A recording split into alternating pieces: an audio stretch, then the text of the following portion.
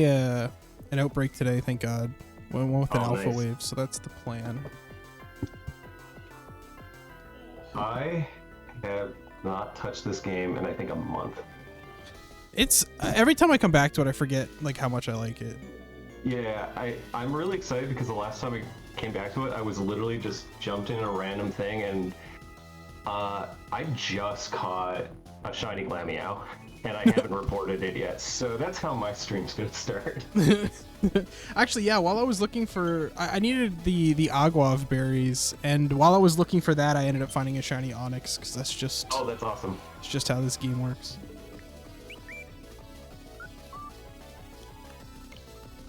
Where do you find the Spiritomb? Is it at the normal place where the raid is? The MMOs are? It's kind of in a weird spot actually. It's like off on this cliff. I thought that the Spiritomb MMOs were all in one spot, but they're not. Oh, They're weird. kind of all over the place. There they are. Okay, I gotta count how many are in the first wave. So that's the first order of business.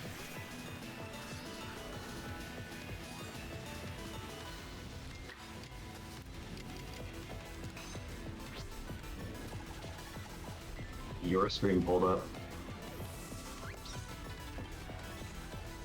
Bex, what's happening?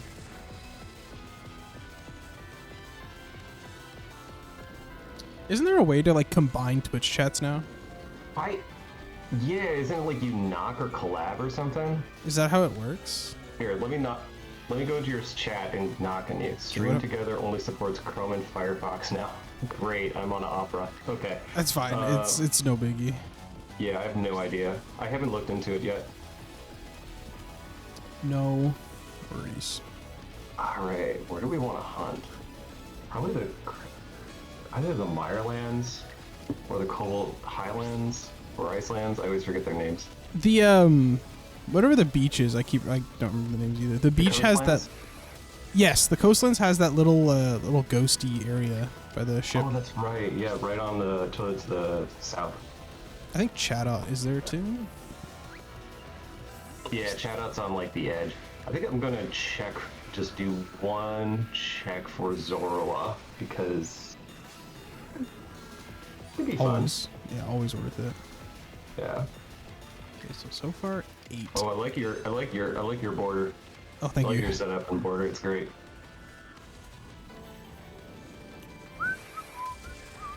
Whoa. Oh right. Should probably wait till night.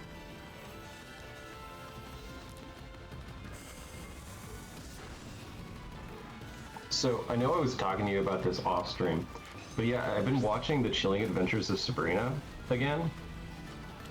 That show is ludicrously like pays attention to the details of like demonology and cabal, while also just saying, "Oh, we're gonna ignore like actual like mythology." Is that Sabrina the Teenage Witch, or is that like a runoff or a spinoff? So yeah, so Sabrina the Teenage Witch, like originally NBC back in the 90s. Right. Back when I watched that stuff definitely. What happened is that because it was originally a comic in like this, I think it was the 60s or 70s, Archie comics. Okay. They did a run recently in the early 2000s called the Chilling Tales of Sabrina or something like that, and it got made into a Netflix show. Oh, okay, I see. Yeah, it's just definitely more hardcore horror as opposed to like full just camp witches. It's Right. like we're gonna have Satan talked about every episode. I never watched a lot of that stuff as a kid, but now that like stuff like Goosebumps and all that are back on Netflix, I Yeah. love those old ones. They're not great. great, but they're entertaining, which is I guess it's great in the sense of just like, oh, it's perfect schmaltz. It's perfect schmaltz. yeah, 100%.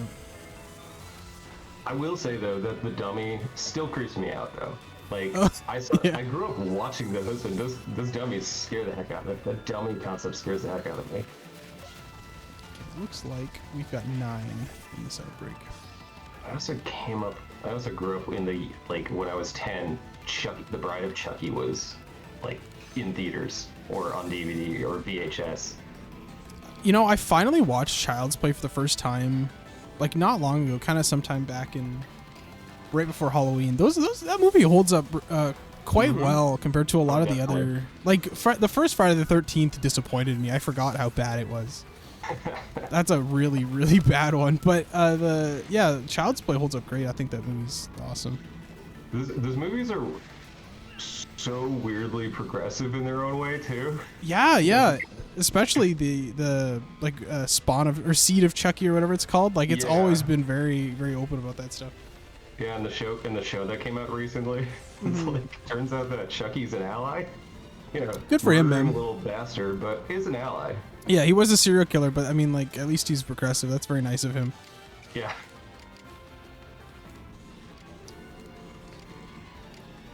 Yeah, I definitely recommend, like, if you got, like, a moment, just even, like, if you don't stay on the show, it's great. Oh, hey, Brent, how's it going? How's it going, late, Rose?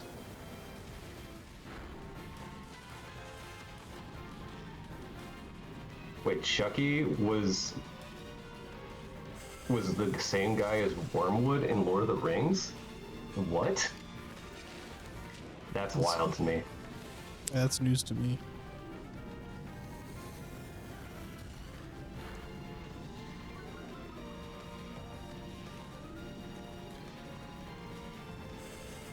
Man, Alpha Spiritomb does not mess around. Go ahead.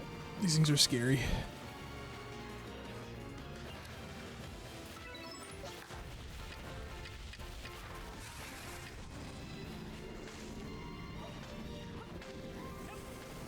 How do I do that?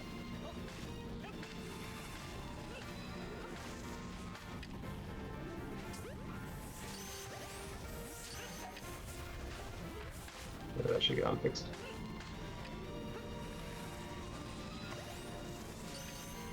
What website are you using to track your encounters? There is a permutation website. I'll send it in a sec. Yeah, I know there's a few of them.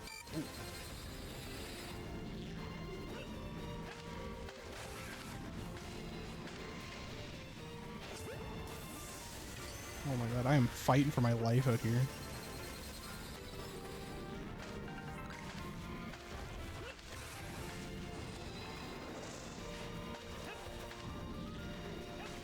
Alright, I'm not hearing any shiny sounds.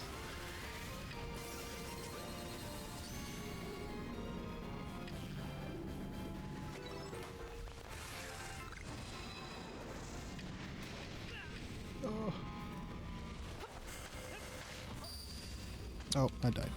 Oh, I forgot Mr. Biss is here.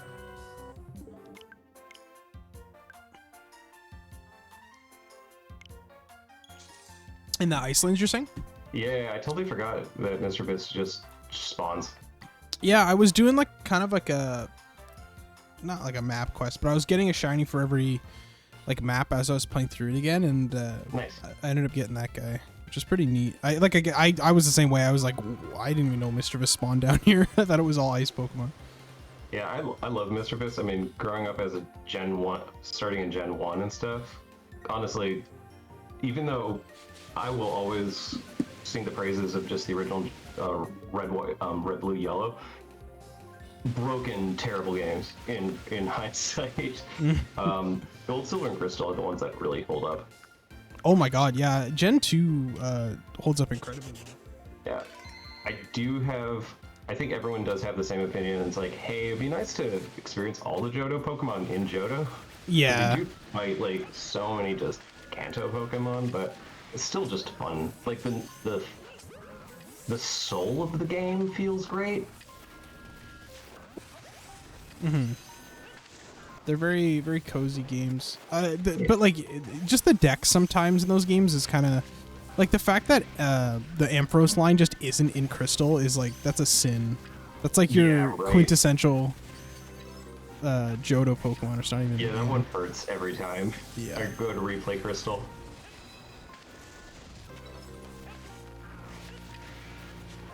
What's like in what is it in Emerald? What line did they remove? Was it Viper and Zangoose aren't in Emerald, or am I thinking of something else? I actually have no idea. I feel like I play more Ruby Sapphire than I actually play Emerald. The decks I'm not entirely sure of. I know the Sapphire and Emerald have very similar dex cutoffs as to like some of the rates. Mm-hmm. Oh my gosh.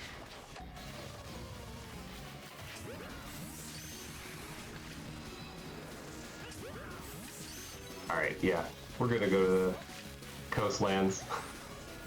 I don't know this map well enough. It's been too long.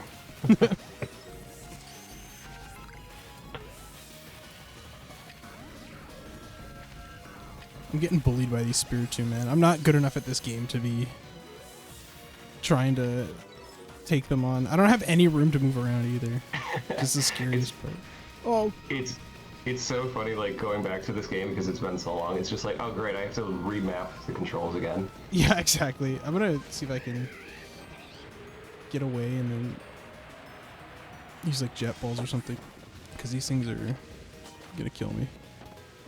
Hey, you really do not have a lot of space in that zone. No.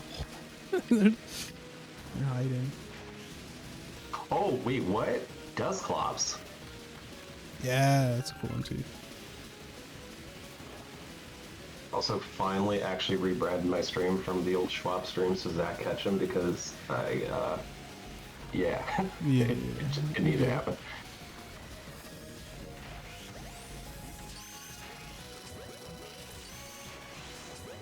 Oh, something's behind me. Leave me alone. Yeah, like I love Spiritomb, and having an alpha shiny is great, but it's definitely not one of the easiest Pokemon to deal with, especially as an alpha. No. This wave is like ridiculous. I was doing soft resets for the one that'll just appear without that, and Yeah. that was a nightmare of a hunt. It's like 1%, I think, especially the Yeah, alpha. I abandoned it pretty after I think like 100 resets. Yeah, it's Just like it was fun, but it was just too much. yeah, it's a very this game's not really built for those kind of resets, I feel like. No. You're better off running like an one. alpha route on one of the maps or something. Yeah. This thing out of here. Oh my god. This map wants to hurt me. Have you ever tried any of these permutations before or no? I haven't done any permutations. Funny enough, the last time I actually turned the game on, I ended up getting 3 shinies. Ah, yes, of course. And they were like one was a Mr. Mime in an outbreak, a Mime Junior in an outbreak, which felt great because I didn't do any permutations. Right. And that glammed me out. But also, weirdly enough, right around when you were doing, I think it was Egg Week, you were going for Yanma. Yes. Yeah. I was like, hey, you know what? Yama's cool. I'm just gonna turn on stream and see what happens. I'm just gonna turn on my game and see what happens. I ran into a Yama in 15 minutes. Like, 1 in 2,000. Still. Yeah, if you've got the completed dex entry. I think Charm halves it again. Yeah, I can't bring myself to get Charm in this game. It's too much work. Because I'm crazy and have a side file of this game, I am trying to do a 100% playthrough of the game. Is low-key when I just need to chill. Yeah, it is a very relaxing kind of sit aside and put some progress in.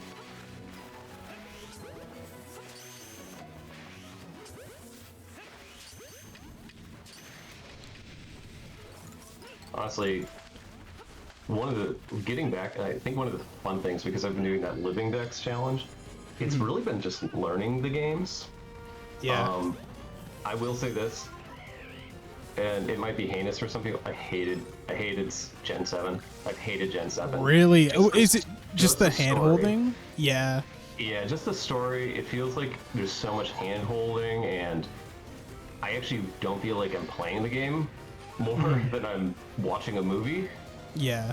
No, I can understand that. But now that I'm actually like getting in and complete the story and just catching things, that feels great. I played through it quite a long time ago. I barely remember it. I do like hunting in those games. The decks just never really kind of spoke to me either. I'm not a huge Alola fan, but I know people like live that region. I totally wormholes are great. Yeah, wormholes are a ton of fun. Okay, so there's 2 left. Can you check what you've caught so far in an excursion? Is that like a thing? To check what you caught, I think you just have to go back to camp. Unfortunately. I can do that. I just want to see how many there are per... I don't know. It's however many I caught plus 2. Oh, I forgot to sleep. Dang.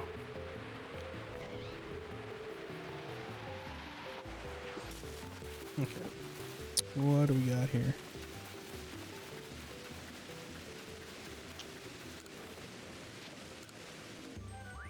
Okay, so 1, 2, 3, 4.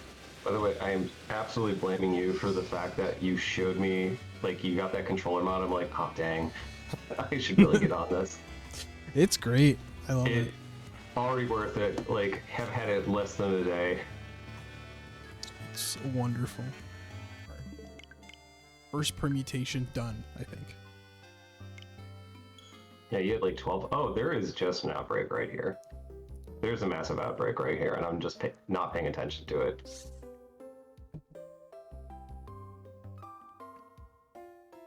Well.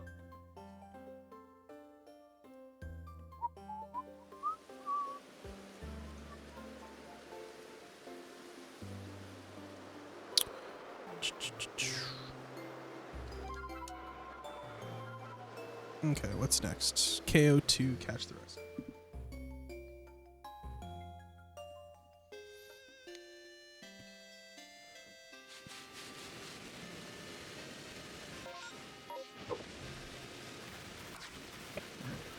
Gotta get 2. Oh god. That's 3. Gotta get out of here.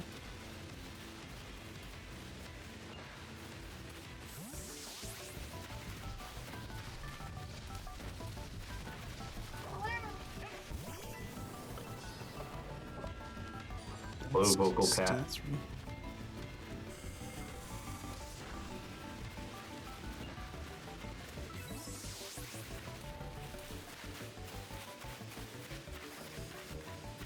Out of curiosity, how do you balance your sound for the games? I have my audio split, so what I do is I think my Elgato and my cap cards and stuff only show up on my recordings. They don't actually go through the stream. That's nice. Yeah, I used to do it, but then balancing it with music and everything is just kind of too much. Because I am hearing game audio way too loud. I got you. Hi, Jojo. Yeah, I'm accepting tenants. We already planned to smuggle Quick and Coop across the border in Toronto.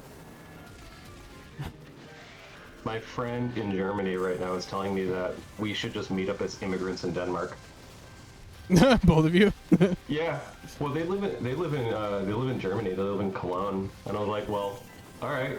They're looking to move to Germany anyway, Denmark anyway, potentially with their partner. They're like, all right, could be fun. Could be fun. I've been learning Danish. They hate Danish. To be fair, they speak 4 languages. Yeah, it's in Europe. It's like second nature. Everyone just happens to speak everything because everything's so close together. Yeah. I mean, that's the languages they're fluent in. They do speak like 8 languages, speak for fun, but they speak, I think it's they speak German fluently, Italian fluently, English more fluently than me, and French? Nice. How's it going with your French lessons? I've completely stopped by now. I've basically stopped German too. I've just been so busy, and it's like, yeah, it feels like homework when you have to do it. You know what I mean? Yeah, you've been hitting so many things really hard. I don't blame you. Yeah, it's been crazy. I like to stay busy, and then I like wonder why I have like no time to do anything. Mm-hmm.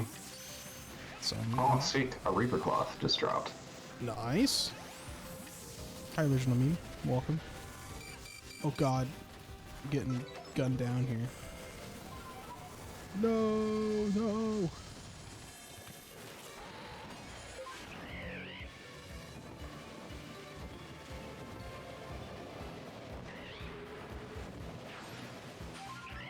Oh wait, no wonder I could barely hear you. Your user volume was at 50%. That would do it. Okay, you gotta catch the rest of these guys. Oh my gosh! Please just throw the Pokeball. There we go.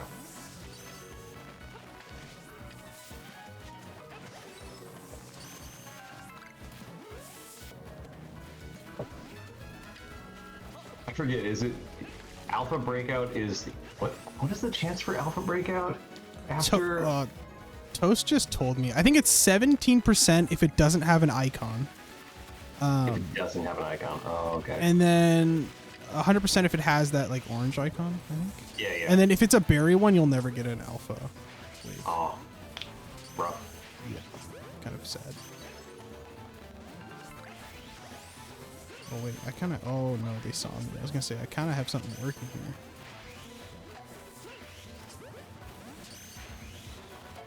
You know, it's so I don't know if I've talked to you about this, but I feel like such a fake fan because Gen 4 I didn't get a DS until like 2011, so I missed Gen 4 except when I borrowed someone's copy of Pearl. And it was just because they're like, hey, I can't beat the Elite Four, you're good at Pokemon, right? And I'm like, I haven't touched Pokemon since Emerald. And all I had was like a level 46 Tentacruel was their best Pokemon. And yeah, I beat Cynthia with a level 46 kind of Tentacruel as my best Pokemon. Took probably like 40 hours. Yeah, you just... Pokemon's funny that way, where like you can have a crap team, but you can also just brute force it because the whole game is RNG. Absolutely. Even enough items and willpower. I mean this with the best love for myself and everyone. Pokemon is a game for babies, and that's why I love it. Yeah, it's I mean, I don't think anyone's denying it. It's a game for kids, but I mean, I think that is why everyone likes it. Like, I guess I could go out and play something crazy like Civilization, but I don't know, a little too much. It's every so often I get the itch to pull Elden Ring off the shelf, and then I go, I'm really bad at this. Now that's a game I love. I still haven't played the DLC, but I want to get around to it. I haven't touched it as much as I would like to, but around this time of year, I usually just dust off Bloodborne and give that a run through again. I'm waiting for the PC release. It'll never happen, but man. I feel so bad. You all deserve that release. It's such a great game. It looks amazing. It looks right up my alley too. I love like the art style and like that like Gothic horror element. Yes, exactly. The whole gothic vibe, Victorian. I love it. It's sick. I purposely beat that game all the way up to the last boss. Like I was playing it with my friend, and then I just went on a stint one day. I was like, well, I'm just gonna play it all the way to the final boss, and I just waited because we couldn't get together. So, fun fact: to this day, my original playthrough have not beat it. You're still just waiting. Still just waiting. I see this person twice a week, but we've just never said, "Hey, let's do Bloodborne again." I get it.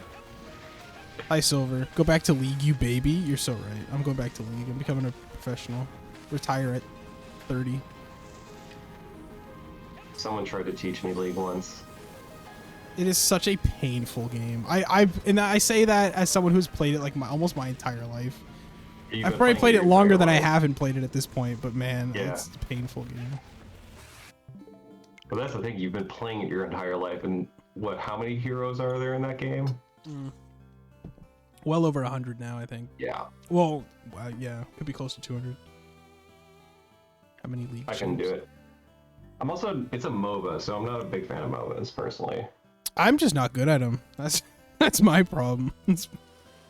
I've never been really great at strategy games. I played a bit of StarCraft back in the day, but I wasn't great at that either. Wait a sec, do I have to... Oh, crap, that's right. I have to leave to go to the village to reset things. Dope. Yeah, not fun. I forgot about that.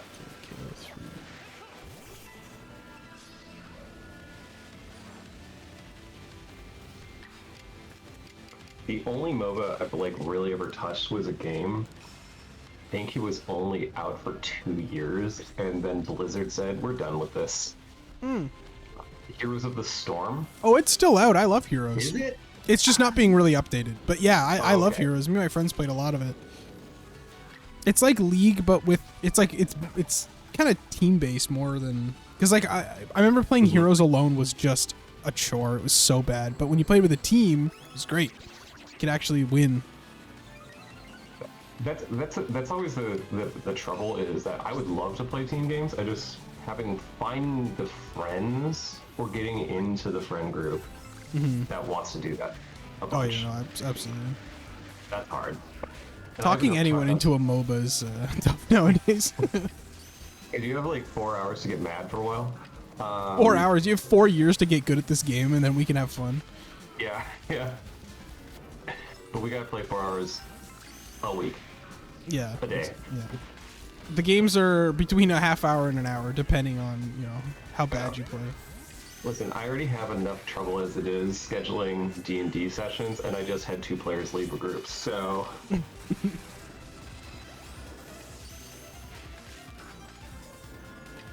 Yeah, I really liked Heroes, actually. I thought they're... It was a refreshing take for MOBAs. Like, I liked the mount system. I liked the champions. It was a fun game. Yeah, my mistake was the fact that I tried playing it on a Mac in 2000, whenever it came out. Yeah, Macs or something else. Yeah, I was a big Mac user for laptops because it was like, for a while, those were virus protected. Right. For just being a Mac. That's true. Not so much anymore.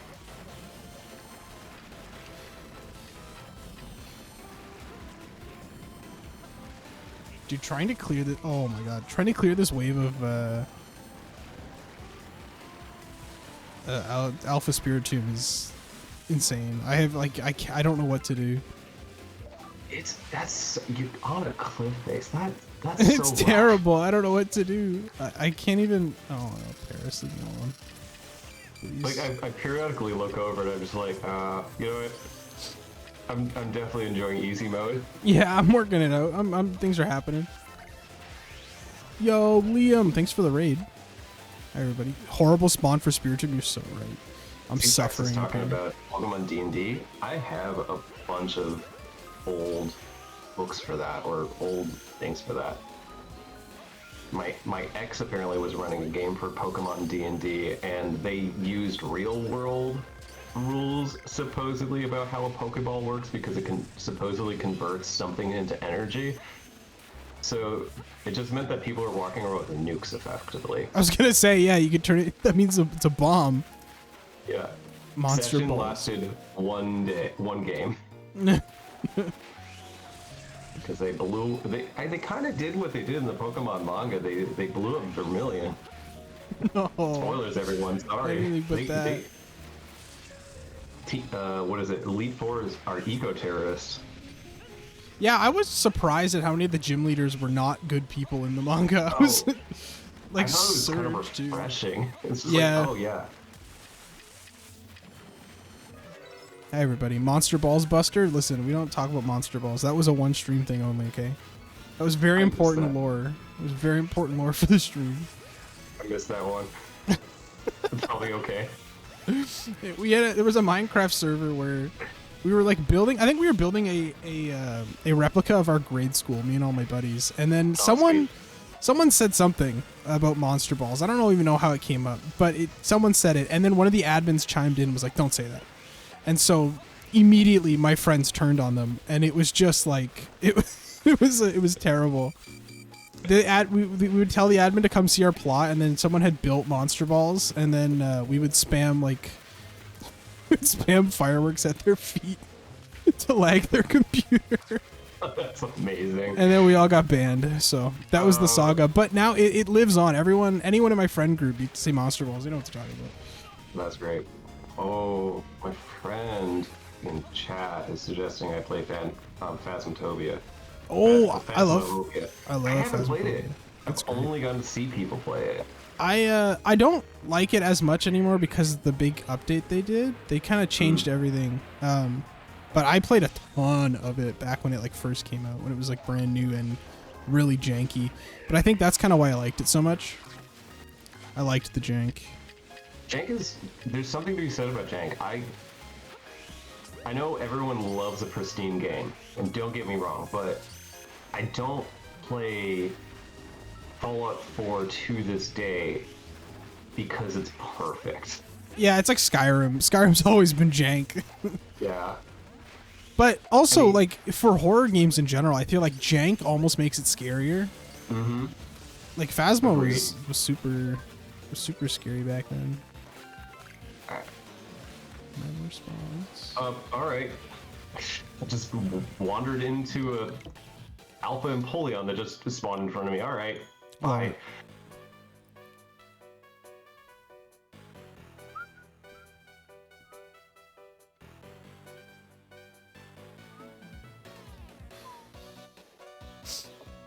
Replicating your school in a video game famously goes well. You're so right. There's never a time in history where it hasn't gone amazingly.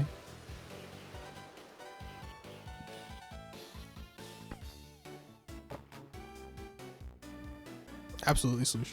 Completely right. I have not touched Minecraft. It's been the better part of probably a year. We love Minecraft. I miss it. We need to get all 4 in a battle here. I took on way too big of a task last time I was playing Minecraft. I was like, I'm gonna build something huge. I'm going to replicate the Hagia Sophia from Turkey. And I dug out the exact amount of space I need for it, and I was like, alright. I've been playing for how long? Yes. And I've only dug a hole? Oh, okay. It was a fun time. I've always been a terrible builder. It's just not. I don't have the spatial reasoning for it. My friends are all great, but I'm more of like I gather the blocks for everybody. Yeah, I love the gathering. I like doing small, detailed builds if I'm doing anything. Yeah. Is I think where my skill set lies.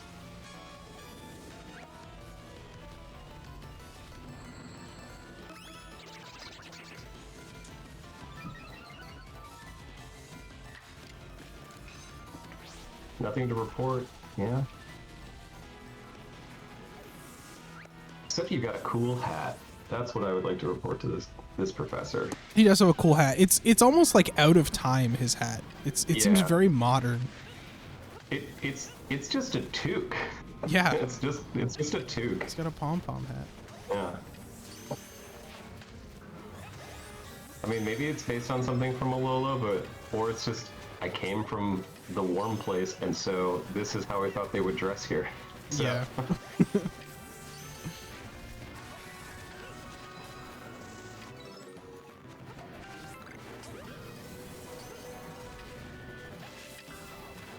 Oh my gosh, it feels like such a dope. It's a Rowan.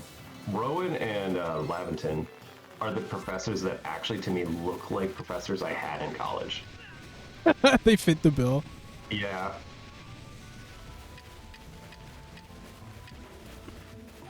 Oh, and what's the professor's name in Sword and Shield? Not the younger one, the older one who appears for 2 sentences. Oh, I have no idea. Matt, thanks for the 17 months. Good luck on the big blue guy. Thank you. I'm struggling. This is a terrible spot for Outbreak, and I'm. Oh, Matt knows it. Yeah. Yeah. Yeah. Thanks. I'm suffering up here, man. Yeah, you definitely reset for that though. Well, I reset for any. It took forever. Yeah. Whatever, we make it work. It's gonna make me a better player. It is, yeah. This is your Dark Souls. This feels like it.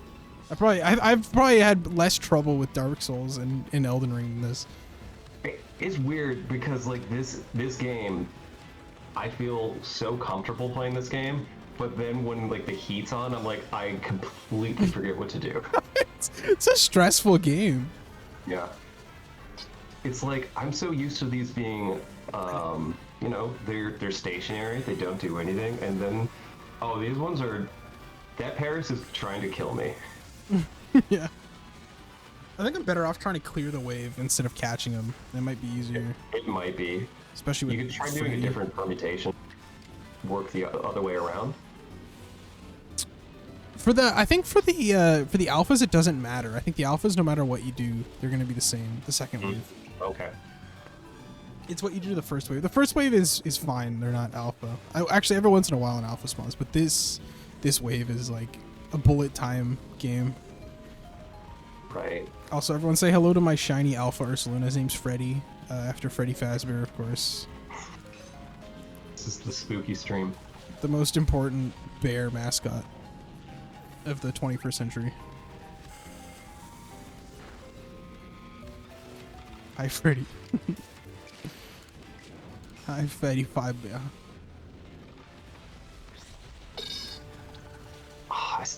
That just reminds me. I still need to reclaim a shiny from the Scarlet and Violet. I was running around. I think I was trying to just complete living deck, like work on the living decks. Like this was before the Meloetta stuff came out. I was just working on it, and I was trying to get King Gambit. And I was like, oh hey, look, a green teddy bear, sweet. I'll catch it. I go to just start the battle, and I don't know what it is. My brain auto started doing what I was doing, which was fighting Bisharps. Oh. And just completely knocked it out first hit. Yeah, I guess who had autosave on. Autosave is the worst thing they've ever added. I swear to God, it's so bad. I completely forgot it was on. It hurt. It hurt so much. Also, for everyone in here, we're streaming with Zach today. Everyone knows Zach here. Thanks for that. No Hey, introduction needed. I'm an alright person sometimes. The bare minimum nowadays. Actually, frankly, that might be you're setting the bar high. Yeah. The nicest thing I've done for a person is letting you complete your Pokemon collection, actually. Probably. I'm still just hyped that you were able to get that Pokemon White without any issues, despite it taking forever. No, well worth the wait. Yeah. That's a ridiculous game to try and find. Yeah. The funny thing, I don't know if I told you, the like week after, my friend was like, "Hey, I'm trying to make a little money, and while I'm between jobs." Like they were just transitioning to a new job, but it was gonna be like another few weeks. I got this copy of Pokemon Black 2 in box, complete. Do you want to buy it? And I'm like, yes. And I was like, what do you want to buy it for? I'm like, it was like $100. I was like, sure. Oh, $100. Because you're helping a friend too. Yeah. But I immediately like got you that White 2 and I acquired a Black 2. It was just meant to be. I was given a complete in box.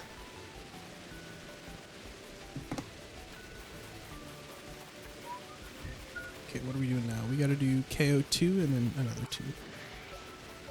I think the funny part is my friend had gotten like up to Elite 4 in the game, tried to go back, and they're like, I hate this generation.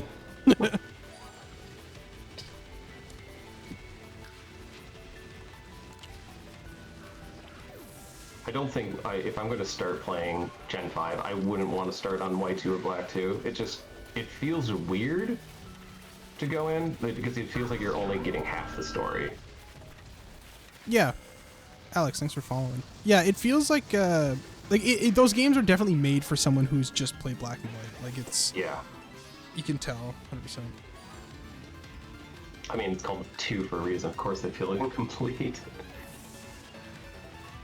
Duh. Oh, thank you, Alex. Yeah, I saw that. There's I don't know if you heard about that, Zach, yet. There's like a No, shiny Rayquaza raid in Scarvi starting, and then I think they're also giving in Japan at least they're giving away some mythicals. I think it's like Oh, no way. yeah, That's awesome. The shiny Rayquaza raid though, I'm almost certain they're not gonna let you catch it. Like it's probably gonna be like one of those for Yeah. items raids. Yeah, that's probably... There's that's no probably way good. they're just giving it out. I Yeah. refuse to believe it. I still want to shunt. I still want, yeah, I do want to shunt. I want to hunt for Rayquaza and Emerald still. Something got me done. It's so much fun. Hunting, I think that's the de facto way to hunt Rayquaza, honestly. I know you can reset for it, but man, it's a blast hunting an Emerald. That was my first Gen 3 hunt, and I went way over odds and thought I was doing it wrong, but man, so worth it. I might also, because I love Heart Gold and Soul Silver, like, because again, we were earlier, Gen 2 feels so great. Those games feel like a hug within a hug. Yeah, they're great, for sure. Just the amount of polish and love. And now that I got my capture cards and all that stuff, I'm definitely planning on doing that. I could do Rayquaza there and do so much else. Yeah, there's a ton of cool stuff in that one too. What's that place called? Something Tower? Something... Oh, yeah, I'm forgetting off the top of my head. Yeah, It's right before the Safari Zone.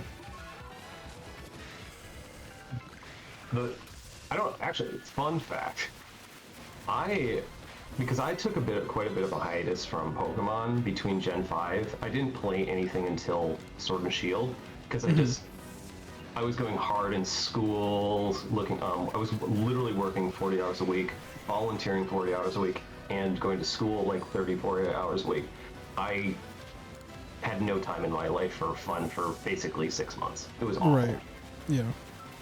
So I just didn't worry about getting 3DS, and so since I didn't get it when it came out, I'm like, I'm just not getting it. It's like, I still have a ton of DS games I want to play after I'm done with college. Mm-hmm. So skipped over that, come back to Sword and Shield, DLC comes out. Literally been playing for 20 years at that point, never run into a random shiny, ever. Which is crazy with the amount of hours I put into the games. Mm-hmm. My first Dynamax Adventure raid with Rayquaza is shiny. DAs are so much fun, man. They're so much fun. It was great. I'm just like, well, it was my first shiny, and I'm like, well, I only want to do full odds from then on.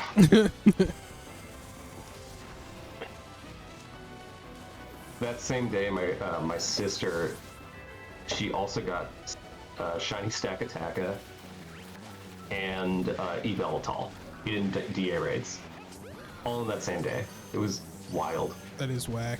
I've been hunting with my friend Ezra every once in a while. Every night we've been cranking out a few, and I'm still going for that Lunala. I really, really want that shiny. Yeah, still doing Zygarde. Oh, jeez. I don't have my phone near me, but I think I just cleared 200 caught. That's pretty good progress for Zygarde, honestly. Yeah, 200 caught. I think I have the charm in that game, so it feels a little whatever. But the what is it? I have 200 caught, but I have, I think, 300 fought. Yeah, that sounds about right. I will admit, though, I am cheating and using a save scumming. I don't blame you at all, honestly. I found the perfect route in 2 games, so I'm just doing it once in a while. Before bed, I crank out 4 here and there. Does the Zygarde changes each time, right? I'm sure you checked. Okay, yeah, and you good. can actually confirm that also because all the Pokemon that show up that you can choose from in the first round will have different stats as well. So okay. like I'm starting with the Frostlass every time in one of them, and the Frostlass will have the attack sometimes will be higher, sometimes the special will be higher, and that's what I'm mostly paying attention to. But those will all change, and the stats for Zygarde change every time, so therefore, I'm just having bad rolls on it. That's pretty interesting. I would have never really thought that works, but it's pretty sweet. It is sweet. And that's why you can also just like, because you just shut it off, don't take anything, and then I can save it back if I want to, but I'm basically using Dynamax Aura for like 90 encounters. Right. Sounds about right. That's the one thing. I'm kind of glad. I hated farming Dynite Ore just for like but man, I have so much now. Just because so whenever I go back to Sword Shield, I'll be set. That reminds me, I should look in this because you still don't have an early Switch, right? Not yet. I've been keeping an eye out, but it's not like top of my list. But I am interested. I just got a fourth Switch, and I got one. I got it for 120. It had to come from Japan, so that'll probably kill you in import fees. Yeah, the Japanese ones are tough. But it feels like you can only buy Japan at this point because I've looked for like Hack 001, and they will just be newer. The models that are on eBay are newer, so you really have to dig and ask for people to show you the serial number sometimes. Yeah, I feel like my best bet would be to grab it off someone, like one of my friends who's like done with the Switch or something like that. But Yeah, probably. It is only getting harder to get them, but I mean, oh well. It's not a big deal. Yeah, Switch 2 is right around the corner. The supposedly what's going to be the unhackable Nintendo product. Yeah, okay. I'm sure. Yeah, that's what I heard from someone. I was just like, yeah, that'll last a week.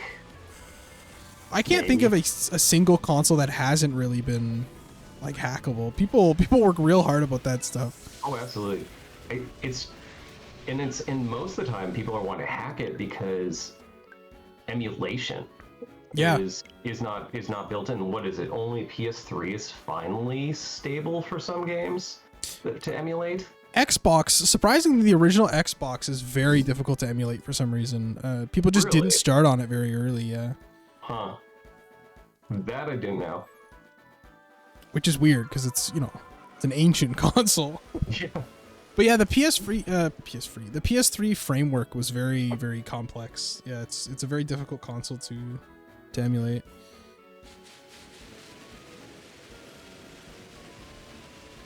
Asked them to bring a few Switches out and you pulled up the serial number website. Oh, that's a sweet idea, actually. It's not a bad idea. Give me 2 seconds. I'll be right back. Yeah, no worries.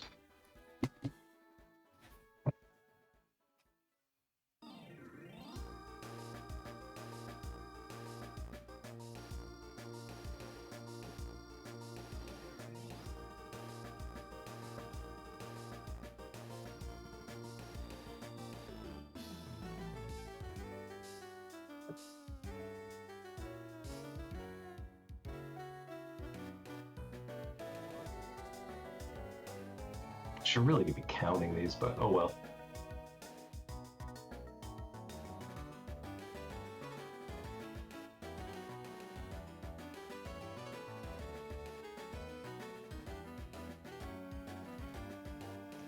Give it a year.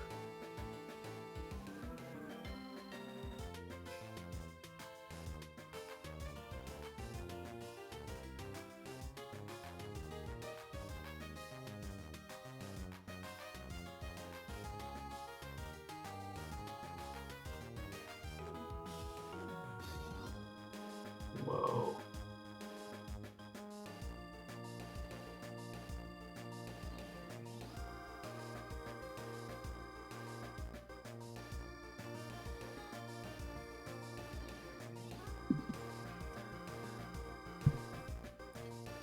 Alrighty. Hi, King of Gods. Welcome, welcome. Hey, thanks for the bits, Fork Nugget. Appreciate the funny number. Okay, 2 and then 3. All right. You have honestly one of the best looks I've seen in this game. By the way, your character. Oh, thank you. We I went with generic fancy girl. Playing through the game, I just wore the modern galactic outfit just because it was like, I don't know, I just liked it. Absolutely. But I finally decided I needed to spice things up a little bit. You look like an anime protagonist. Or an antagonist. Yeah. It's the hair. It's something from a popular anime. Like, that's what it is. Yeah. You're either from Yu-Gi-Oh! Honestly, you look like from Yu-Gi-Oh! It's mostly the hair color. For sure. Okay, I need to split these guys up. Okay, this might work. This might work. Oh yeah, you found the hole. Hunt goes great. Thanks for asking, Borg. Get out of here.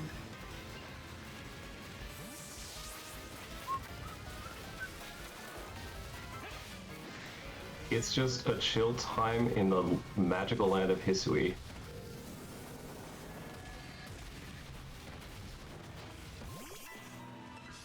Is that 2? Yes. Sweet. Being able to bring Yeah, BDSP with the Riley hat. shinies over is great. I love it.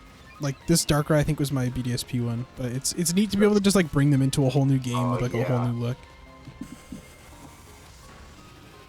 Yeah, because I just didn't know if I'd have time between my living deck stuff. I've RNG'd those, and I'm gonna go back and hunt just to bring them into home, and then I'll hunt them at some point. Oh yeah. It'll be nice to just keep, because I feel like bringing our RNG ones into home, I'm like, that's fun. I did that once. I'm gonna keep the originals in their gens. Yeah. I don't blame you at all. If you're gonna gen them just for home and just sit around, I totally get that. RNG gen in general is a ton of fun. I really like those. It is. The most insane one I think I've done, just from a time standpoint, is Jirachi. Is Jirachi for the GameCube? Yeah, that one's nuts. Yeah, the Jirachi did, and it was Channel Jirachi specifically. Oh, I can't move. There's Pokemon around me. What's wild about that is I had to mod my GameCube. My sister helped me mod my GameCube because they knew how to solder, and I didn't have access to it at the time. We jailbroke it so we could play PAL and Japanese games. So that way I could play Pokemon Channel, which was Jirachi was only available on the PAL versions of Pokemon Channel. And because I was insane, I decided and didn't have a copy of Ruby with like a dead battery or something. I thought I needed a dead battery. No, Right. I did need a dead battery. Yeah, because then you're on the same seed. You don't have to worry. Yeah, I'm on the same seed, but also you needed to have a dead battery so you can do the save corruption. So you can do quick resets for Jirachi, so you don't have to play the game over in 10 minutes. Wait, you can't save corrupt unless the battery's dead? I'm pretty sure you can't save corrupt unless battery's dead. Really? I have to check Lizzie's video on that again because it's been a while. It's been like a year. The only copy of the game I had at the time was German. That had a dead battery. I'm still keeping an eye out for those German Gen 3 games, man. Even the German people I talk to say they're tough to come by. I'm sure I could find them, but they're just probably super expensive. Listen, I've got a copy of Ruby. I'd do a game swap. It's just we'd probably want to meet in person. No, I can't. There's no way.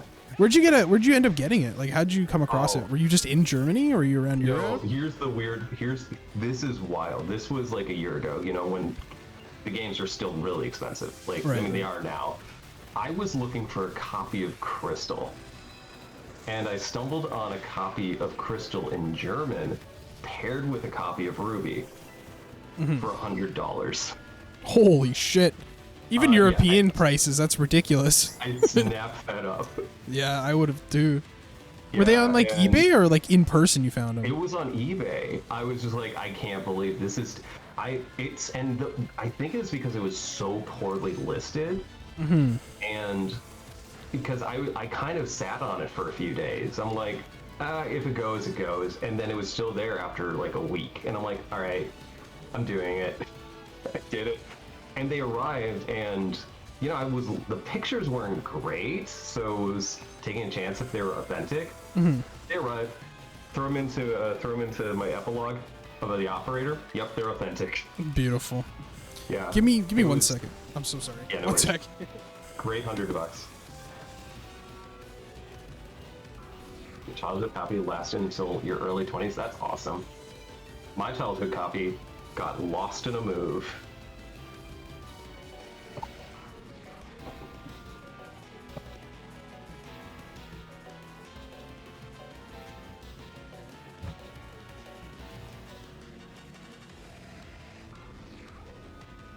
Oh yeah, they could give Riley more screen time. Sorry, I'm just catching up on your chat, Bork.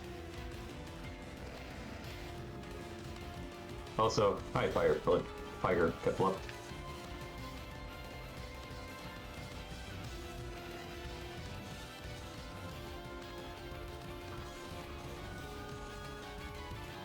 I would like to rest till the night again. Don't know why.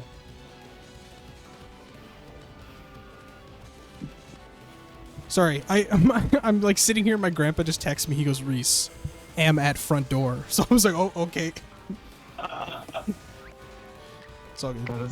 That sounds like what I would text to a friend. Yo, front door. Am at the front.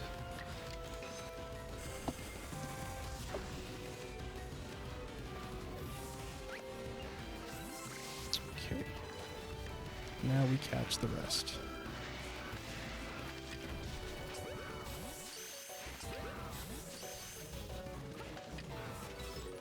Wait, Bork, did your like literal copy of of Crystal just like literally fall apart at the seams? You mean it just fell apart? Like you have to play the game a lot for the plastic to wear out.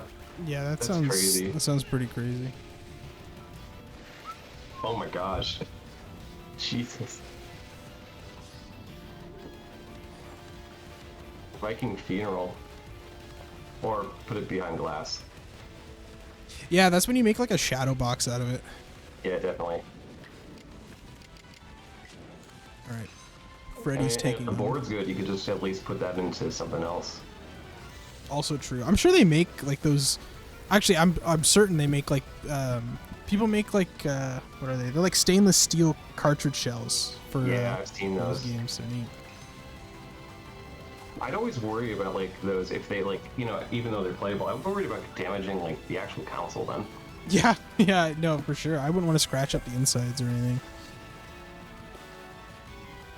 I did to practice soldering, I was replacing some the shoulder bumpers on my SPs because one was really wrecked. Like it was actually rust, and I could not clean it off. I was just like, it was completely toast. I think it got onto the inside of the button itself, so there's no way to really clean it. Ended up practicing on that, soldering well. I'm just like, well, I have a silver and a red one, and so I just ended up doing like a bunch of body swaps, so I have some kind of cool, really cheap custom SPs now. Oh yeah, yeah, Frankenstein them. Yeah, That's neat. I love Frankensteining the stuff. This honestly why I was so interested by when you sent me that that N64 mod, the controller mod. Oh yeah, yeah, that thing's pretty neat. Yeah. Oh, I was seeing a bunch of reviews for it. People saying you can just buy the Switch thing, and it's like, yeah, that's not the point. For Yeah. like the same cost, you can just buy the Switch thing. It's like, yeah, but I like the feel of my original controller. Not only that, but like for a long time they were out of stock. Like those things were impossible to get your hands on. 100%. Yeah, they were out for ages.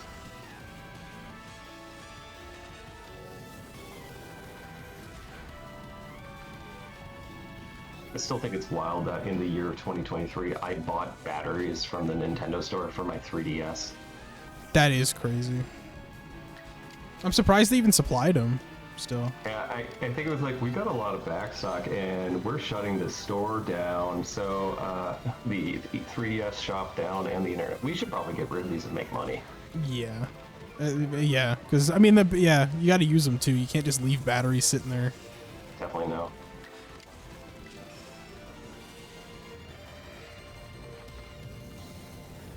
I should really get some rechargeable batteries for my Game Boy.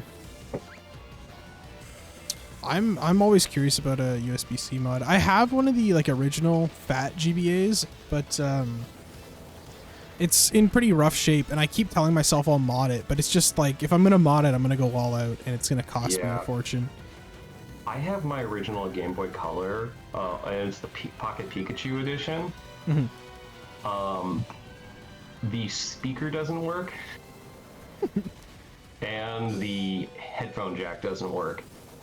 There's a part of me that's like, I could fix it, I could really fix it up and clean it, but there's also a part of me that's like, it's the original pieces, and it's kind of like a testament to how much I loved and played that thing. Yeah. But then I can't play it.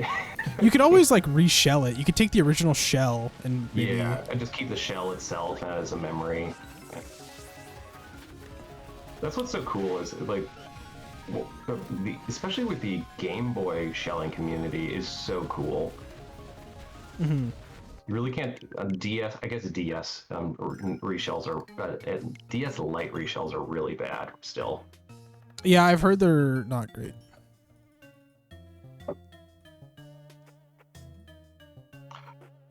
I do love how you can easily I do love how you can fix though like one of the DS Fats is they are just coated in spray paint. So if you just get like a high, I think it's a matte gloss spray paint, you'd generally be good. Yeah, they're not too fancy.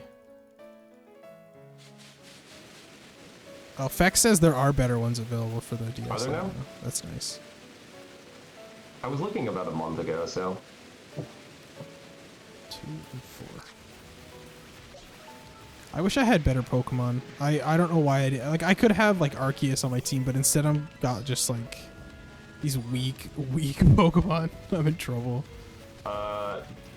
I have my original playthrough team, and I mean that's 80 high 80s ain't bad. Yeah, I have I think this was my favorite. It's just I named it Samael, the Angel of Death. It's a freaking Togekiss. Okay. Is that 2? 3.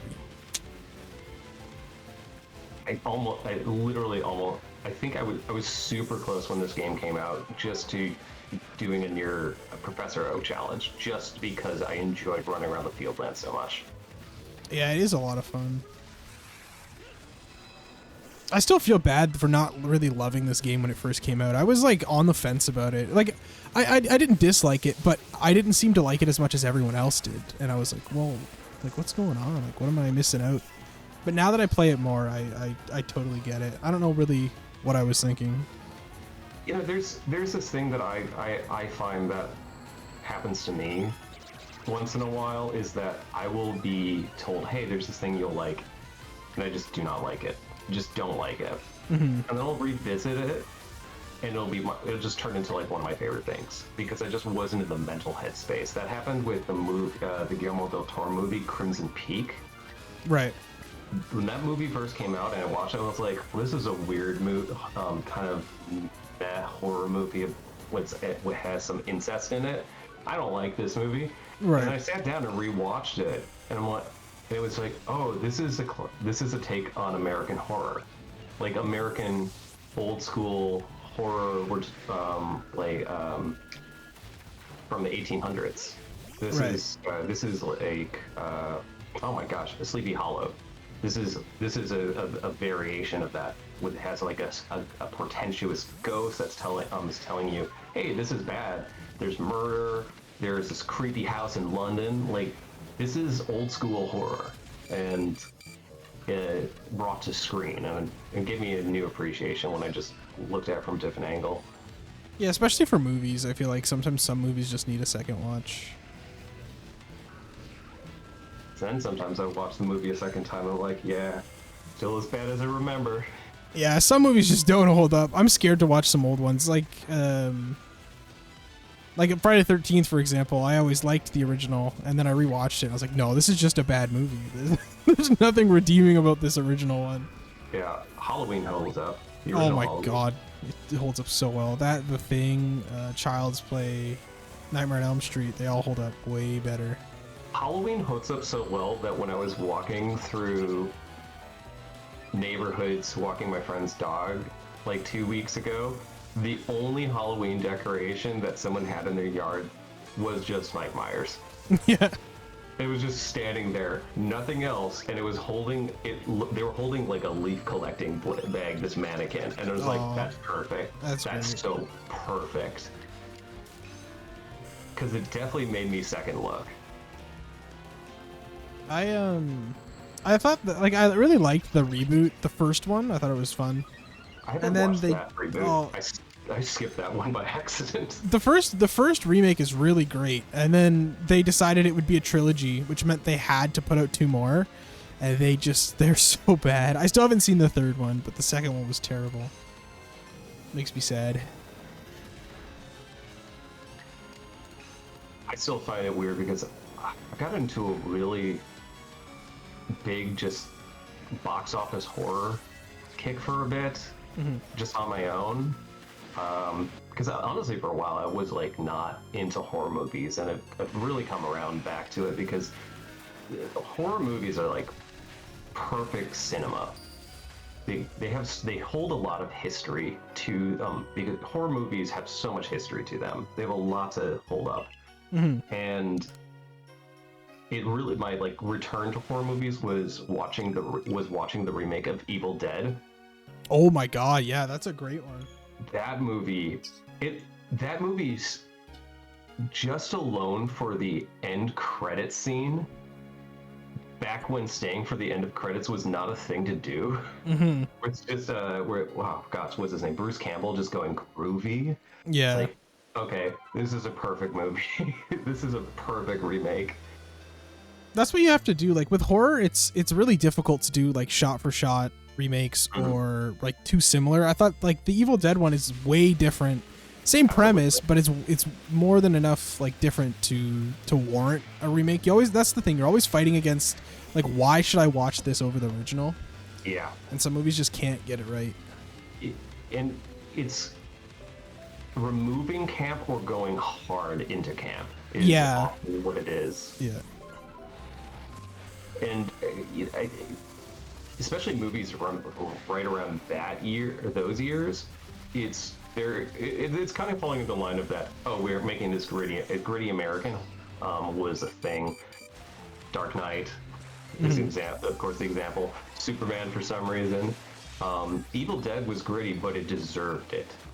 Yeah. It already deserved it. Like Batman kind of deserves grit because it's a detective kind of. Batman is awful. Like, just kind of an awful dude.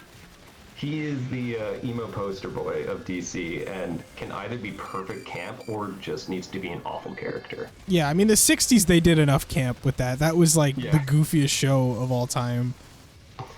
But, yeah, remakes are hard. They're so hard to do. And yet we see them so often. I guess they're going to be remaking Narnia. And I'm like, please don't. Actually. That's a weird brand to try and bring back. Like, have you read those books recently, everyone? Those books do not hold up.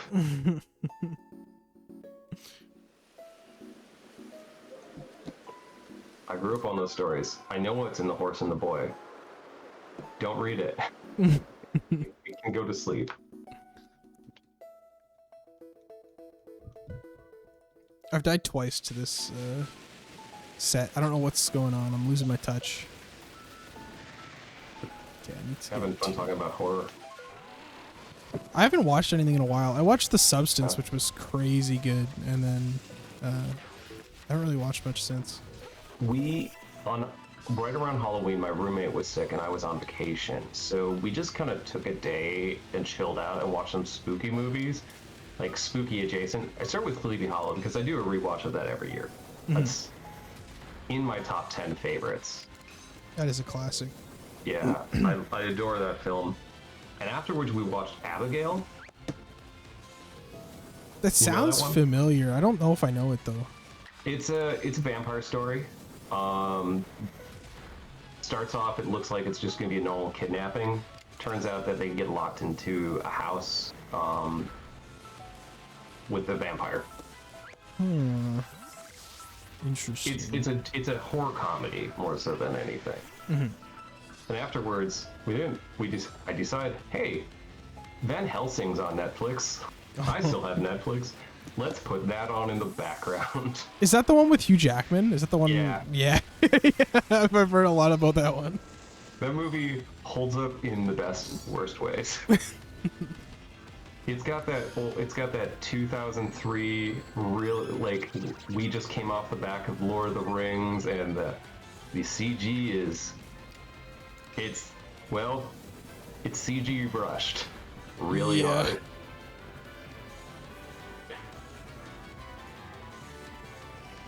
Yeah, I know. I've been so busy studying. I was maybe tonight after stream I might throw something on and just like turn my brain off. Because I've got a watch list that's like a mile long, and there was one that just came out called Oddity that looks interesting. I think it's on Shudder. It's only 90 minutes.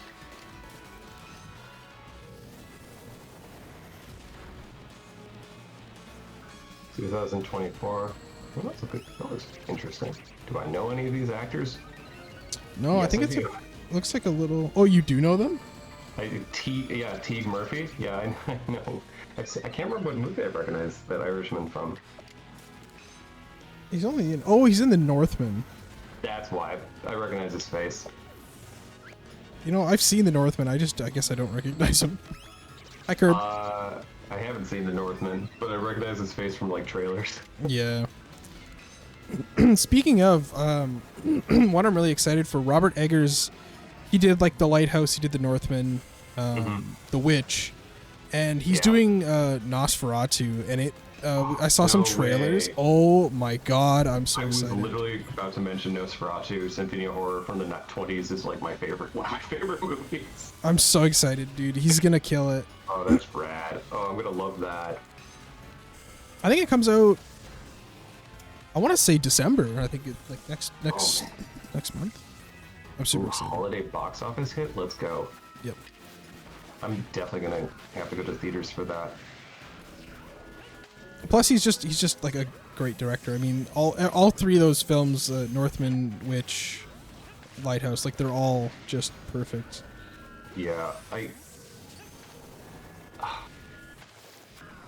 don't buy a lot of DVDs often. I usually try to be pretty selective about films that I keep in because I don't want to just have a bunch sitting around that I know I'm not gonna watch. There's like, I just own this to own it. Yeah. The Witch was one of those movies. As soon as it came out on Blu-ray, I bought it. It's great. I really like going back and watching it. It's surprisingly cozy despite it being horror. There's something intense about like the sound design that feels comfortable because it's a comfortable tension. I just like, yeah, the environment too. It's very like out in the wilderness. It's pretty chill, you know, out by the forest. It's cottagecore horror. Yeah, it really is. What it is. Yeah. I love that. I love the actor. I don't remember his name. The guy who plays the father in that. Oh my god, dude, that guy is crazy. He's got the lowest voice I've ever heard. Yeah, he's great. He makes that movie. There's just his voice alone makes that movie and gives it that tone because, you know, if there's something wrong with him, you know there's something wrong, and he's this heretic in Puritan, Puritan Salem or Boston. He's apparently in Harry Potter. Who did he play? I don't remember that. His name is Ralph Ineson or Einsen. Ralph Ineson. Yeah. He's Danish. Ineson. Yeah. He's in a bunch of kind of just like interesting things. I think the weirdest thing is when I first saw him without a beard. Oh, that's right. Wait. The first Omen? They're remaking The Omen? That movie was great. Oh my god. That movie was really good, actually. I never. Recent? Did you see it? Yes, I've never seen the original Omen, which is, I know, kind of heresy, but it was okay. it was a surprisingly really good movie. The first Omen's a lot of fun. You kind of gotta. It's modern horror, so you kind of turn your brain off for a bit, but it's definitely not like schlocky. It's a very entertaining movie. I really liked it. I've only seen the original Omen once, and it was fun. It was definitely fun.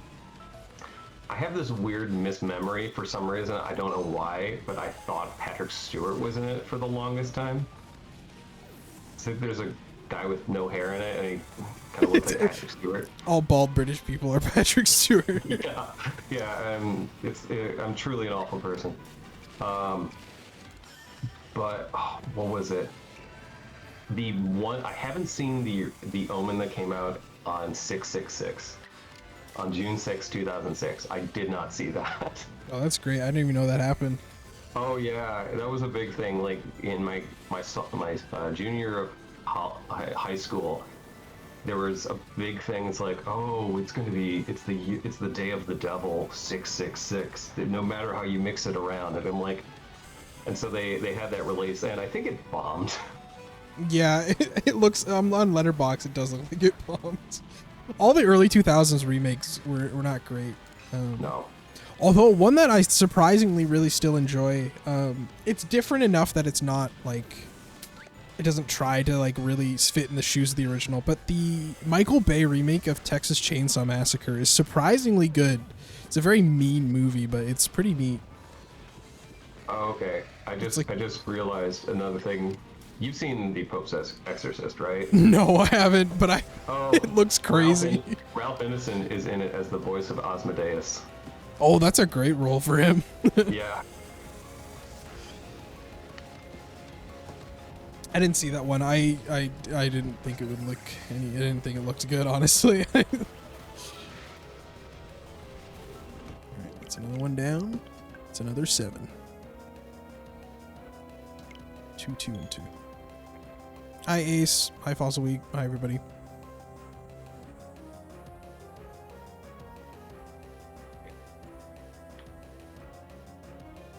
This movie. I think you just cut out. What's happening? I didn't hear anything you said. Here. Is it my stream?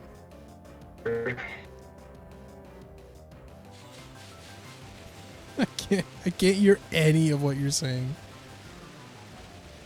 I can see you talking on stream.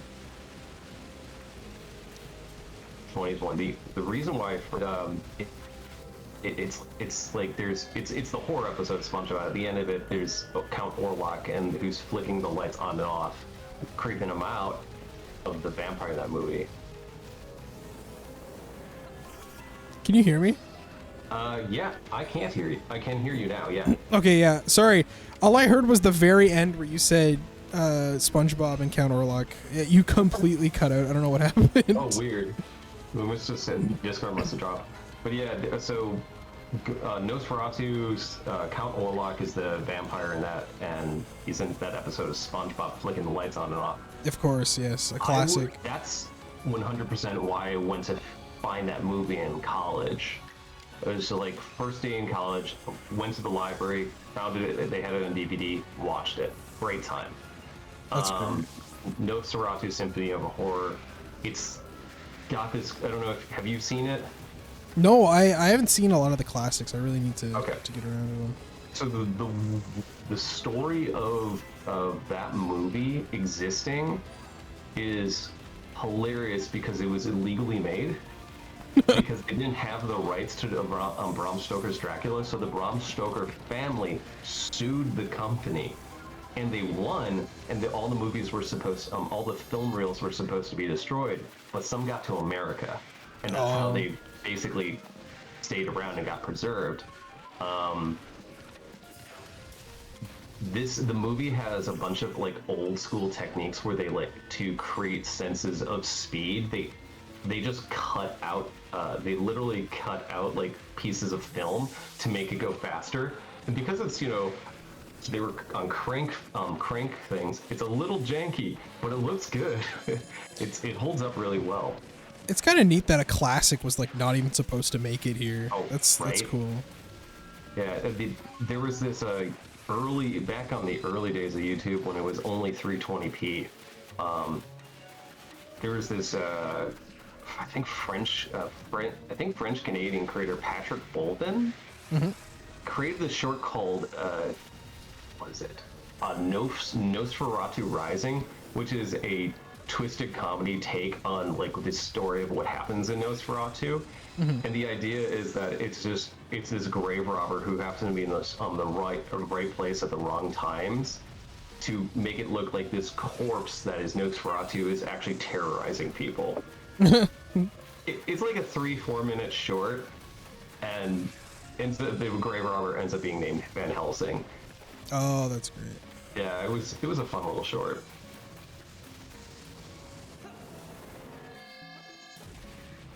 Was one of those early internet creators that was actually utilizing YouTube, some of YouTube's like crazy things that you could do.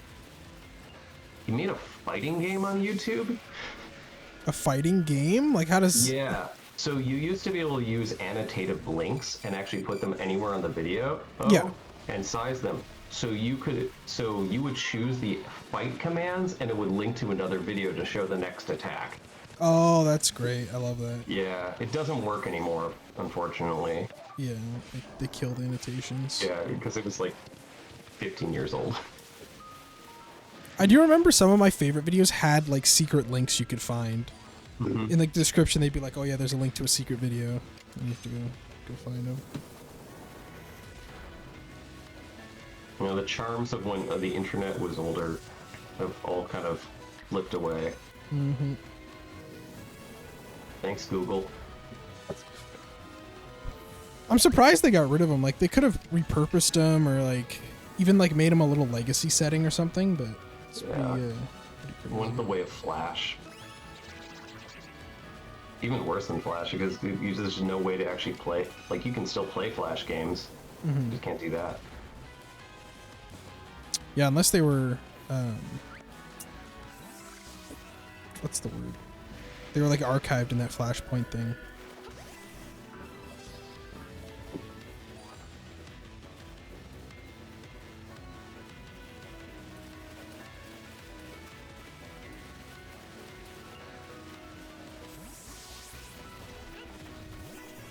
You have to check out this movie you mentioned, Oddity.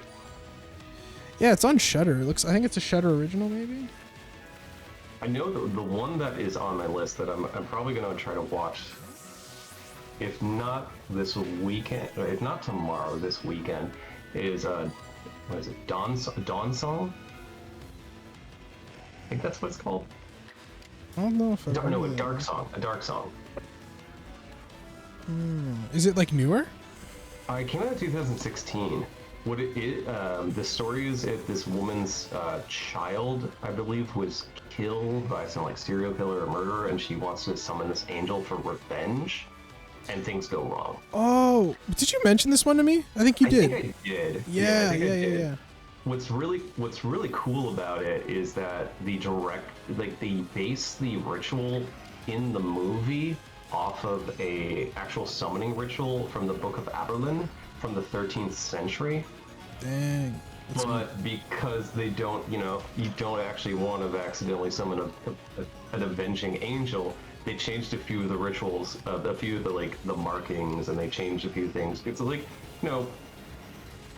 if somebody tells you there are ghosts and ghouls in the woods, you won't believe them. But would you go into the woods? Yeah, right. I'm always surprised how many movies I watch take like their stuff from the Key of Solomon. I have like a 20-cent ebook of the Lesser Key of Solomon, but like King Payman from Hereditary's from there, and Valak from like the Conjuring series is also there. It's a neat little book to read through. Yeah, it's Chilling Sabrina's a Teenage Witch of Sabrina Spellman absolutely uses Book of Solomon stuff. It's a fun little read. kind of also, it's also an early introduction into some like alchemy, alchemy literature, those kind of philosophies, if that's something people enjoy. Mm-hmm. Pokemon lottery guesses? 1, 2, 3, 4, 5. One day I'll be right. What are people guessing? Silver is checking his daily platinum lottery numbers, and I'm Ooh. guessing 1, 2, 3, 4, 5. That's a good one. I'm gonna guess 6, 5, 6, 5. Or was it? Wait, what is the last number you can choose? Oh, 6, 5, 6, 5, 5, maybe? I think that's it. Yeah. It's either 6, 5, 6, 5, 6. It's one of those.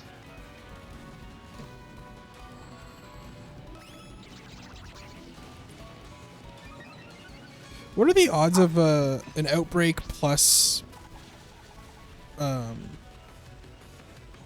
fully completed decks? Oh, like completed dex entry? Yeah. Isn't it 1 in 112? Odds. Tiny. Let's see what Mass Outbreak on its own is. It's like 120 or something, or 112? So research level 10. Oh no, perfect. I think I have perfect. 1 in 256. 1 in 256. Okay, so with the shiny charm, it's 1 in half that. Right. 1 in 28. That's what it is. Okay, that's what I'm thinking.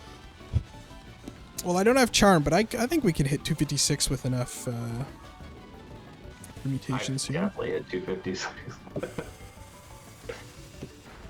Actually, I don't know if it's perfect or not. I think it is. You can check right now. Yeah, let me see. I'll check after I get these guys.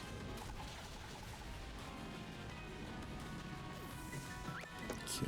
The one thing going back to this game specifically that I always forget is the damage boost in this game.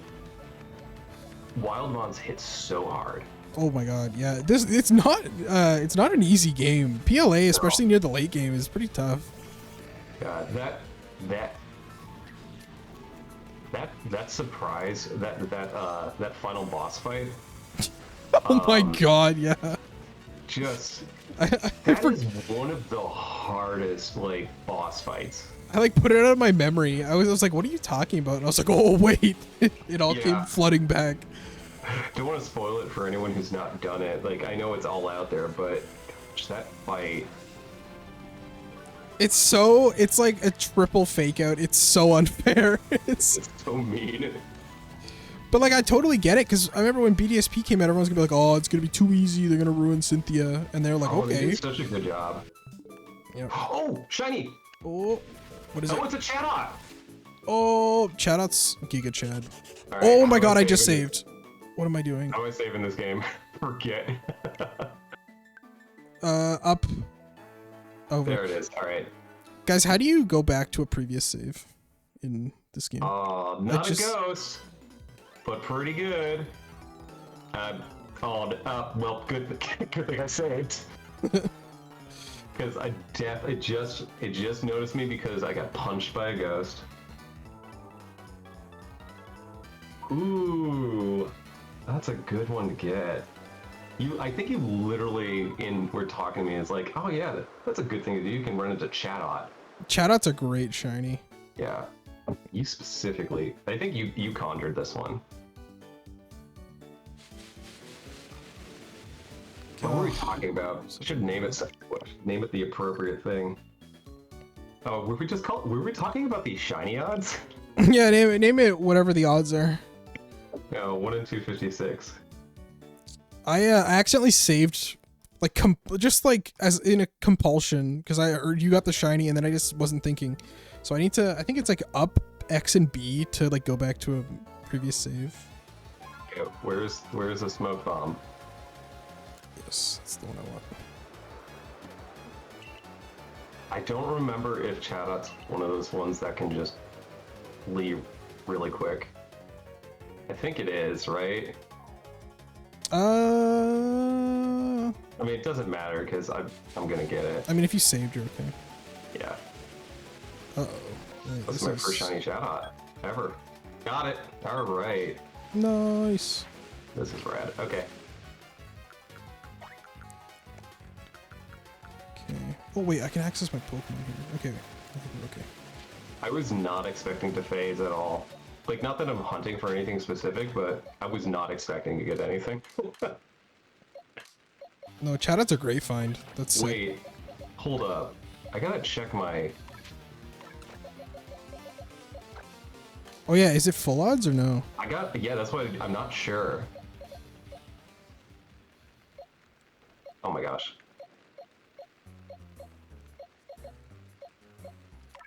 This is why I can't be a pro video game player. I forget button presses. Okay, it is a complete research dex. So that's half odds, isn't it? Yes, half odds. Okay, still good. No, Still not cool. bad at all. Big congrats. I'm glad someone got something. Yeah, definitely. Okay, so All right, welcome to the team shout out. I just hear a chat off in the distance. You're welcome. Oh crap, where is it?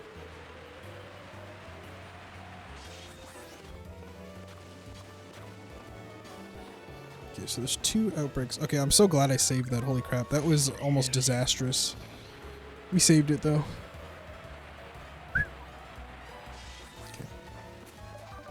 All right, Samuel, get in the box. Yes, we'll save.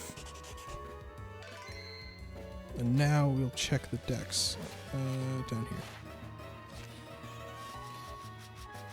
Oh yeah, that's the other shiny I got. This was my full odds low punny that I got in the early part of the game. Was one of these shinies I got.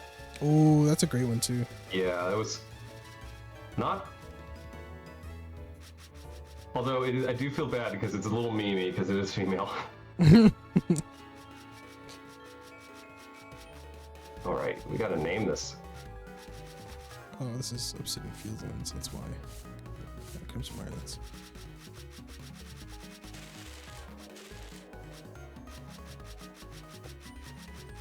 This is the worst name. That's what it. 1 in 248. Entire sewer region. Okay, so now we just gotta find Spiritomb. No, it's not perfect. It's just complete. All right. So that means you're 256 still. I think. I don't think complete dex affects mass encounters though. Let's see. 10 is 1 in 293. What the heck? That's such a small difference. That's Weird. That's very weird. So yeah, 1 in 293. Okay, I can make that work. Anyways, back to it. We're saved. I switched out my Pokemon. We're set. I guess it's time to move. Yeah, I think it's time to move where I'm hunting now. Good plan. Yeah. Let's go to the Mirelands. Give you some company there. Yeah, I think Mirelands is my favorite map. It has my favorite like Pokemon. It's also regionally like interesting.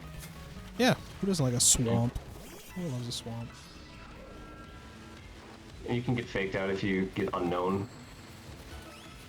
Unknown is a great yeah, like you got Unknown, Krogunk is there, Carnivine's there, Spiritomb Spawn's there. I've really grown on when I was younger, hated Lickitung. I've really grown to be a Lickitung fan. Lickiting's great. The whole line is great. I love him. Yeah. That's a Pokemon that deserved a baby form. Honestly. Yeah, now that I've been playing through all those Platinums, I've been trying to like use Pokemon I never used, and I used Licky on this team, on my Korean Platinum. Yeah. He's not too bad. Teach him Surf, Rollout. And if you're nice to him, return. I think what the ghost encounters are here. I mean, they're all over. That's the one thing. Yes, that's true. I might just keep doing that path. That was a fun path. Oh wait, can I go back to?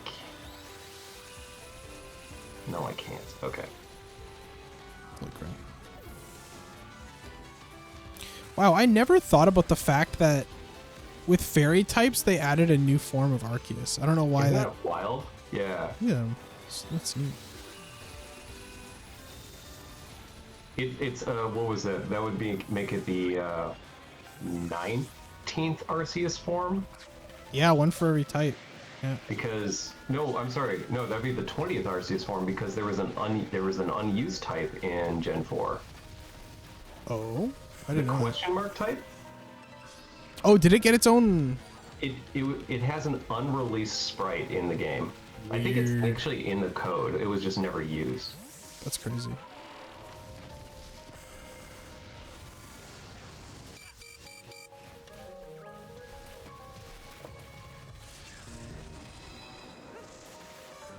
No, not the beta sprite. That's not what I'm looking for. The beta sprite's glorious though. One One of my favorite ever. did I send you that animation that someone made? It was like it got released right around when the big leaks happened. Oh, I'll have to find it. But someone made this sick animation with it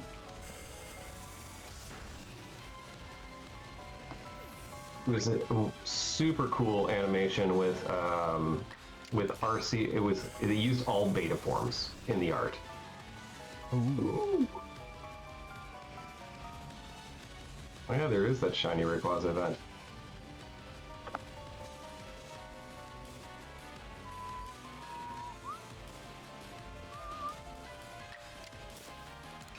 There we go. Yeah, 2 weeks ago this released.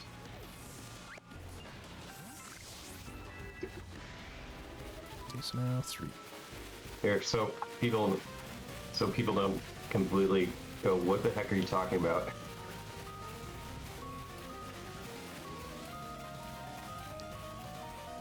It's a wild video. It is so fun. Yeah, I'll have to check it out. Just, I didn't think Giratina beta looked cool.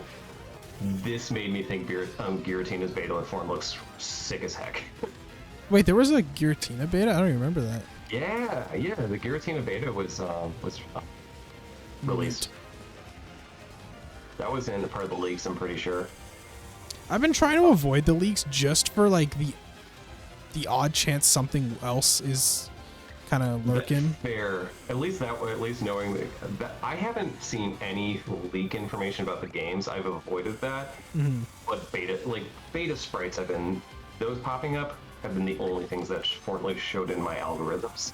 Yeah. I don't mind the beta stuff. I think it's fun. I think you and Matt had a really good point though. It's like it sucks that there's not going to be like an art book of that stuff ever. Yeah.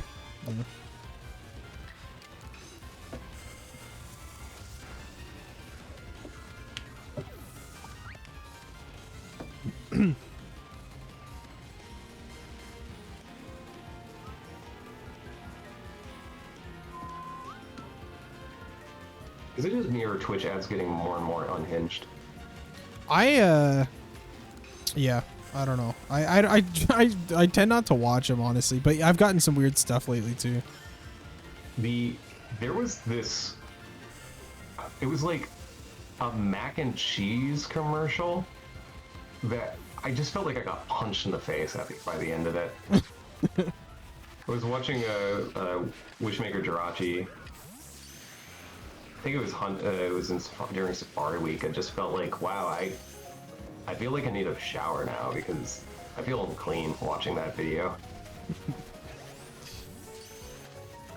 I've always liked, like, I sign up for like this, I forget what it's called, but it's like a Twitch survey thing where you get like 100 bits or whatever for answering surveys. Yeah, definitely.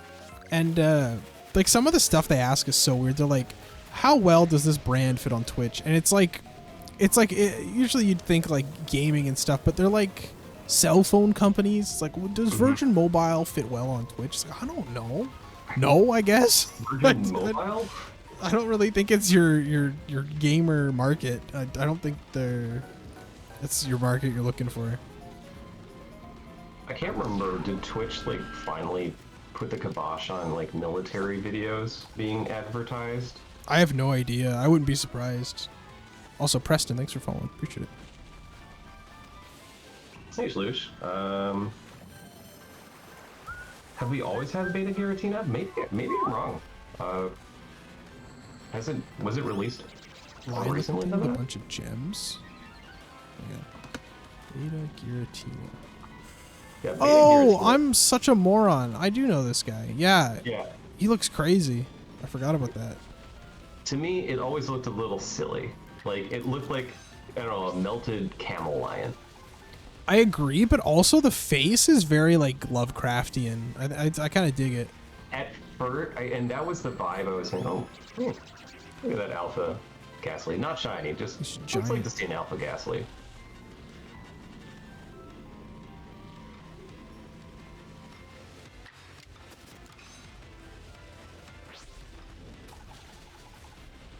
Alright, I've talked about this many times, but I'm going to talk about one of my worst favorite Pokemon that people hate. I actually really like Jinx as a Pokemon in like a playthrough. Hate the design. Yeah, Jinx Jinx is is. such a good Pokemon, and it sucks that their design is awful.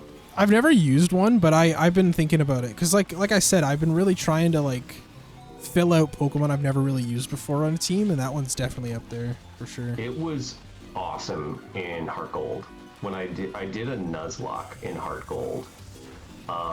Right around last few years back when I was my dad was on his last legs.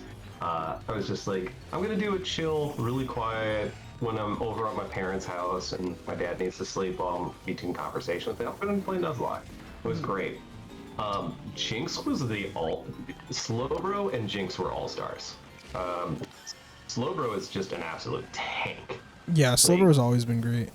Gosh, Slowbro is absolutely one of my favorite Pokemon. He's in my top 10 because it's Slowbro. How can you not like Slowbro and Slowpoke? Agreed. But Jinx is fast, hits hard, and is a special defense wall. Mm-hmm. Why did I go back to the coastlands? Also, the typing is interesting. I mean, it's Psychic Ice, right? I'm not. I think it's the only Psychic Ice besides Smoochum? Yeah, Psychic Ice. That's neat. Like, Frostlass was the concept of what Jinx originally sort of was. I think they based it similarly. Mm-hmm. Like the Ice Woman of the Mountains.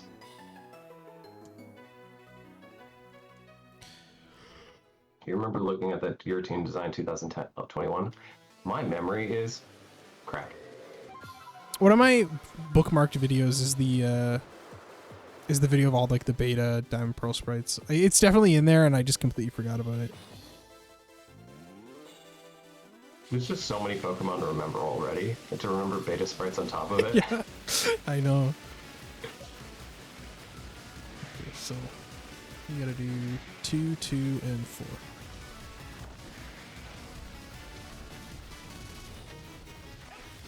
Like, it's hard to it's really weird going back and just thinking about, okay, I was 8. Hey, wow, a Spiritomb finally. 8 or 9.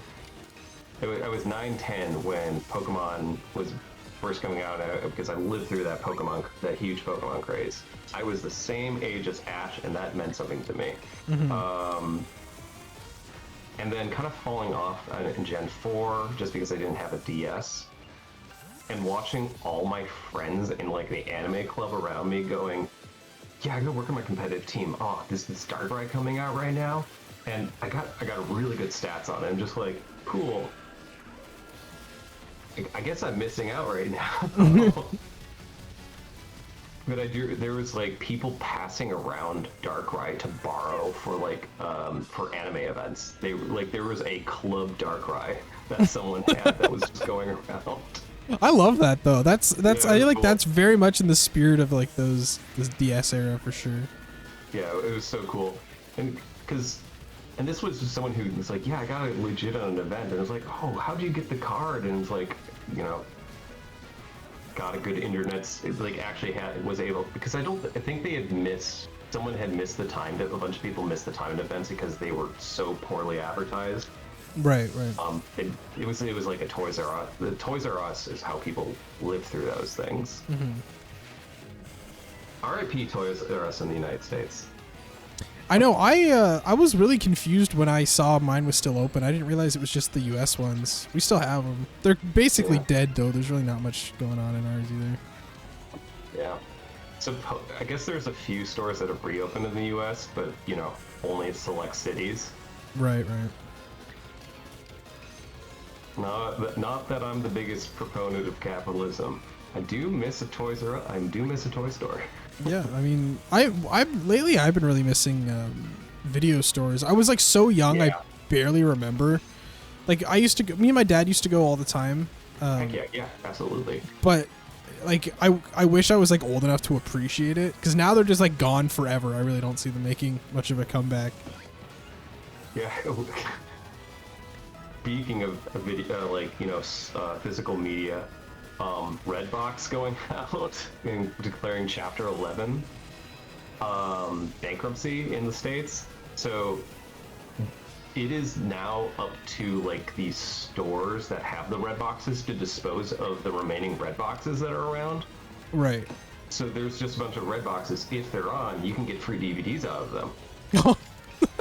So my sister has been looking around, and she's been looking for one that's still running, only because she wants to be able to take it so she can mod it, so it can be a DVD like display case, because the all of the software has been released open source. Oh my god, that is so sick. I love that idea. Rad? That's great. Yeah, well, there's someone who has it, and they're going to release it.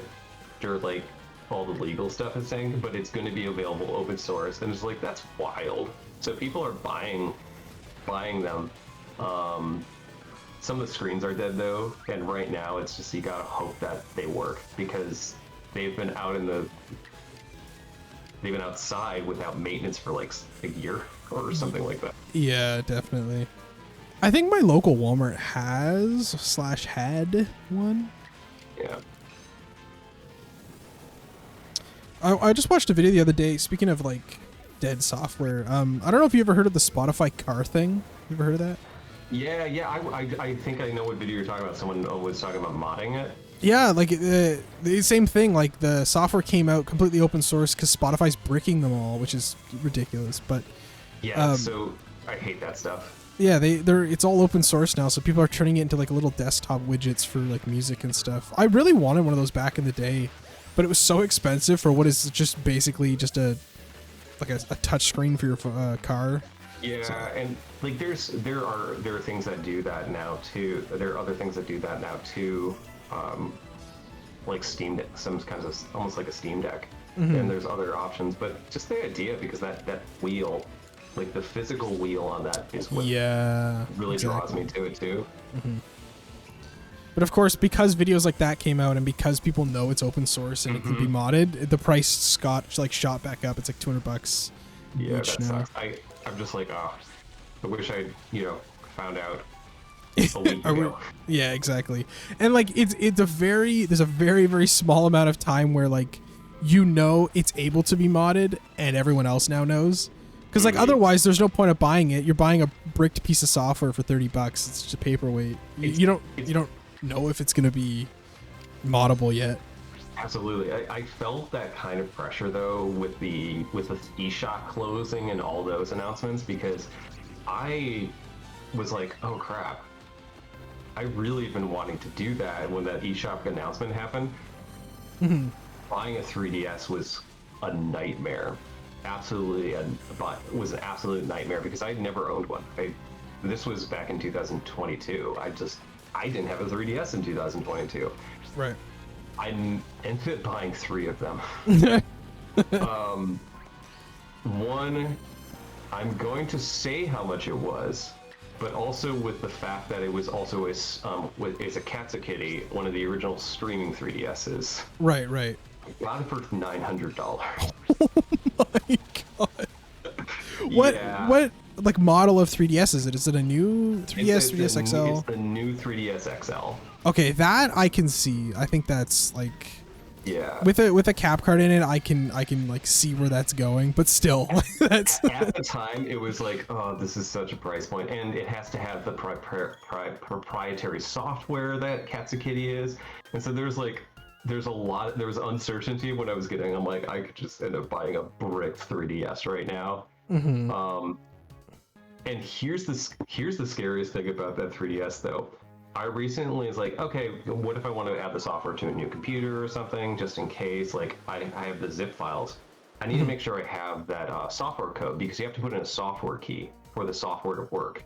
Oh, that's kind of weird, but okay. Yeah, it's really weird. Fortunately, I still had the email that said you got a message on eBay with the information. Because it turns out, I don't remember when it was, but eBay now expunges all messaging you get after 6 months. Oh. Yeah. So, do you? Fortunately, it has the email. Yeah. I'd have that in like 3 places. I get so stressed about that stuff. So many places. I have it backed up on a jump drive. I have it backed up on an external. It's on my Google Drive. It's on a sticky note. Yeah. In my like a digital sticky note on my computer too. But yeah, that was a scary moment. Yeah, those are expensive. But the going with the back to the like those Spotify car things, like buying a 3DS at that point, it was that kind of thing where everything was jacked up, and now you can just find like a Japanese 3DS XL, new 3DS XL for a much better price. Not much better because people are loving just how much you can mod them. For sure. How was the exam today? It was good. I got 65 out of 70. Not too bad. Not too shabby. What class was it? Networking. And it was on a ton of chapters. Usually we do like 4 or 5 at a time. This was on 7 chapters. It was a long one. Still probably not as tough as summer school though. Yeah, no, yeah. Okay, 2. Yeah, Rubber Duck. I've been thinking about getting a 3DS cap card. I would like at least one. But yeah, you don't have to worry about region locks because it's so easy to put custom firmware on it now. It's basically a non-issue. To do the Vivillons, I had one of my 3DSs was dedicated to like I changed the region of the actual like I changed it from a European 3DS to a English 3DS to a Japanese 3DS and to a Korean one. It was pretty quick after a while, like just how like I got through the swing of things working in God Mode 9. Yeah, to do the mods. It's so neat you can do that. The other day Matt told me, I was talking to Matt because I was doing Combi, and Matt said he found out while I forget what he was working on. Anyways, I digress. He was talking about how God Mode 9 you can switch like the inner cartridge time, like the actual, and so you don't have to wait for honey trees if you've got a modded 3DS. You can just use God Mode 9 and just like skip straight ahead, which is the first time I've ever heard of actually being able to skip the honey tree time. Yeah, I gotta try it, but that's like the only time I've ever heard of like being able to skip the timer. 9 times out of 10, everyone's just kind of stuck waiting. I gotta look into that. Yeah, that sounds great. Especially if you just don't want to wait 6 hours, you may as well just, hop on God Mode. Yeah, I mean you can also just inject. You can technically choose the mod in PKX, but that just feels not as fun. Yeah, that is true. You could change it. Honestly, that sounds more fun because then at least then the game is still self-generating it. Like it's and you just have to wait 10 minutes while everything reboots. Yeah, that's basically it. Also bought just we do Fallout Shining hunting. Like 10 minutes is much better than 6 hours. Yeah. That's the thing. Like I love hunting Combi, but as soon as I find one, I can't hunt basically till the next day. Like usually it's at night, so I gotta wait 6 hours to check for more Combi. What phase are you on right now? I just finished phase 6. I'm on phase 7. Wow. Which is, I mean, it's not too bad. I'm still having fun. Yeah. Which I mean, I guess that's all you can ask for a hunt like that. Yeah, as long as you just don't go over 8 phases, right? Yeah, exactly. Oleg went like 22, 23, so I've got a ways to go. Yeah, I think Jirachi got it in 5 phases. Oh, I 5 think or she 6 got it in phases? 3. I think it was like the Did second she? or third Oh, phase. I don't remember. I was super busy the week she was hunting Homeby. Yeah, I remember like seeing her start it, and then I was in there the next little bit, and it was just immediately it was already over. She was on the most insane hot streak. I watched her get all of the Kanto legendaries in like a week. Mm-hmm. That was nuts, and it was under odds, and all in the same game file. That's what's crazy. It's so weird when stuff like that happens. Like you've got 4 or 5 games going, and all of them are on the same one. You're like, huh? That was under 8,192 for 4 full odds legendary shinies. Yep. Why did I mod these other games again? Why did I play these other games? Exactly. You enjoy modding 3DS? It's addicting. I mean, I get it. I think it's neat. It is so fun. I actually like after I finished the physical mods on my DS Fats, I was like, all right, what's my next project? Yeah. Like it's super fun, like doing software modding. I think I'm nowhere smart enough to do any of the coding for all that stuff, but it's just not in my wheelhouse. But just doing any of that, it's fun. It's so fun. Yeah, I finally got like a proper little soldering setup going because I was doing batteries just for my old games because I was sick of paying the local game store to do it. Oh yeah, definitely. But I totally get it. Like once you like get, I wouldn't say I'm like good at it, but once you kind of get into it, it's a fun time. Do you have temperature control on your solderer? Yes, but not. I don't think it's temperature. It's more like a knob that says high or low, and it just kind of has like general numbers. Mine has degrees of temperature, which is really nice. I totally think it was worth it just to kind of get like a vibe, to really hone in on like what temperatures work best for the solderer I'm using at the time. Yeah, right. I swear, the worst soldering I did was not that I had to do in the last few weeks had nothing to do with any video games. Switching batteries, switching like joysticks, all that stuff, super easy. I felt really confident. Even like my first battery, I was like, oh, this sucks, and then it was fine. Right. I mostly was worried because they were my friend's cartridges. Yeah. And it was like, oh, this is their childhood copy of a yellow. If I brick this, I'm buying them a new one. Absolutely. Mm-hmm.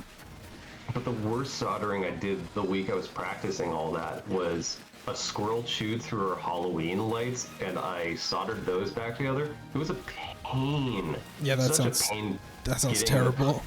Getting the solder on the copper sucked. Yeah, that doesn't sound fun. Yeah, I had fortunately had the vinyl tape afterwards to make certain that it was like actually like watertight and we wouldn't get a fire. It's held. Yeah, as long as there's no fires yet, that's a job well done, as far as I'm concerned. Exactly. It was also one of those things where I'm like, do I use Lux? It was just a pain to like actually keep them together, even though I had clamps. The clamps just went all over the place. I just didn't want anything, any like pyramids or cones off them. I wanted perfect round dabs, so I didn't want the tape to like give out. Mm-hmm.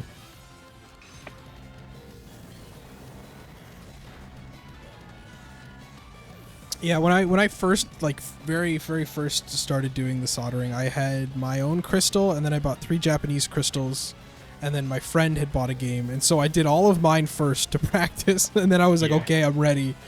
I could do something for someone else. Gosh, I should have bought Japanese crystals. Getting up there. I've got so many of them, and then I realized that you can't play them on the DS cap cards, and my GameCube setup isn't really great anymore, so I really need to get on that. How many? I have 3 GameCubes. I keep meaning to get 2 more. Like I have because I have roommates, I have a bunch of game systems out there for anyone who's over. I don't really want to move that one around. But I've got 2 others I just want to Pico boot. Yeah, I've got 3 cubes. One's the modded one with HDMI out. The other one is just like a regular one with analog out. And then the third one I don't have a power cable for, but I was like, the faster I get all that set up, the better. How do you have shiny Darkrai? It's from BDSP. I hunted at full odds and just sent him over. No, wrong hacks. You No, cheat. I would never. 100% check. I would dishonor. No, you can watch the video that Reese got that Darkrai. Or is that a different one? No, that's the Gen 4 one. I have a Twitter post. This Darkrai I got in 13 resets. Oh my god. Yeah, I started this hunt and I was like, I can't wait to do something fun on the side, and then I got it in 13 resets. This is my shortest hunt ever, actually. That's nuts. And Yeah. that one was off. That was off any recording too, right? Yeah, it was just on the side. I started it thinking like, oh yeah, you Great. know, something fun to do. And yeah, 13 resets. Okay, I'm doing a non-shiny hunt right now in Scarlet, Violet, and Kitakami. Okay. I'm doing a hunt for competitive Ursaluna. Oh yeah, you were telling me about this. I think I'm currently standing in the odds. Yeah. It's brutal. And it's a 2-minute reset, so 2-minute, 3-minute reset with unskippable dialogue. Thank goodness for pro controllers that can copy button mashes. Yeah. The turbo I'm sure helps. Oh, it's handy.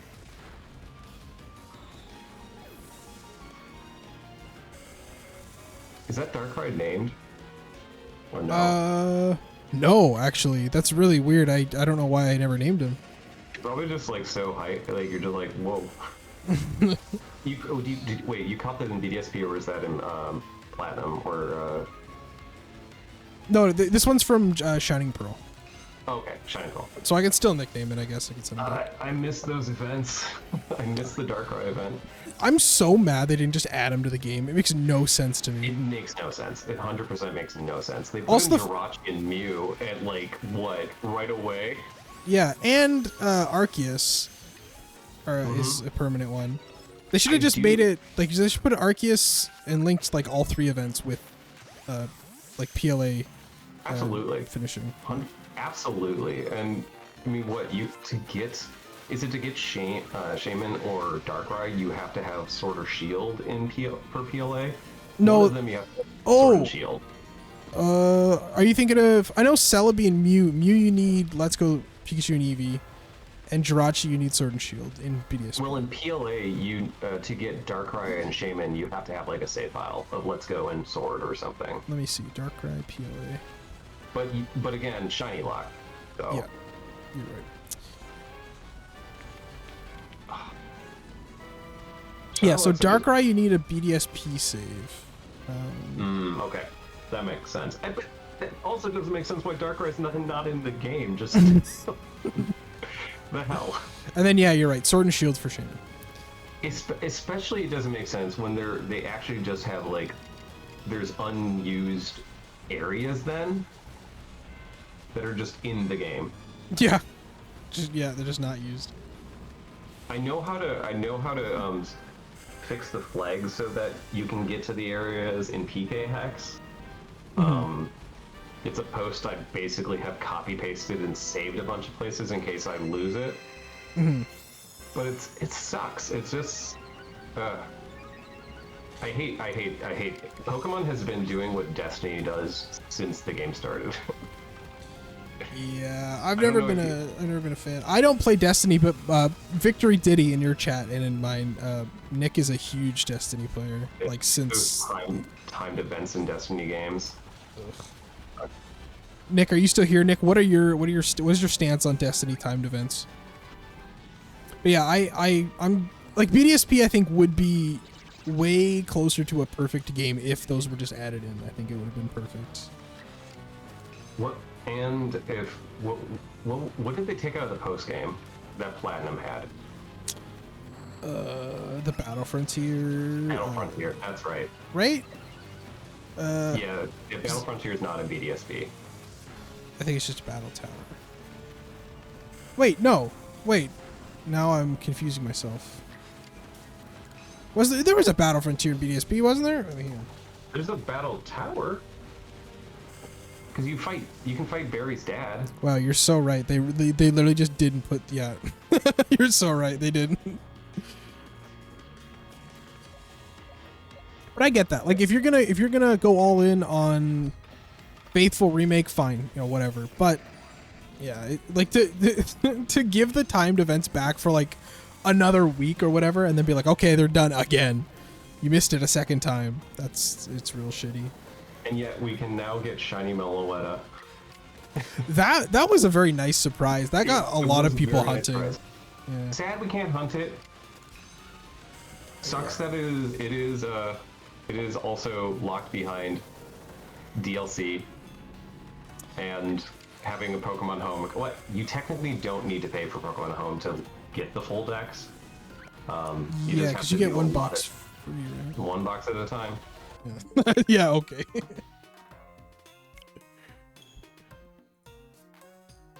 Oh, I don't know if I've mentioned this to you, but I actually have a goal, a little vocal, quiet about the goal, is, well, I'm working on living decks, an all-generational living decks. Mm-hmm.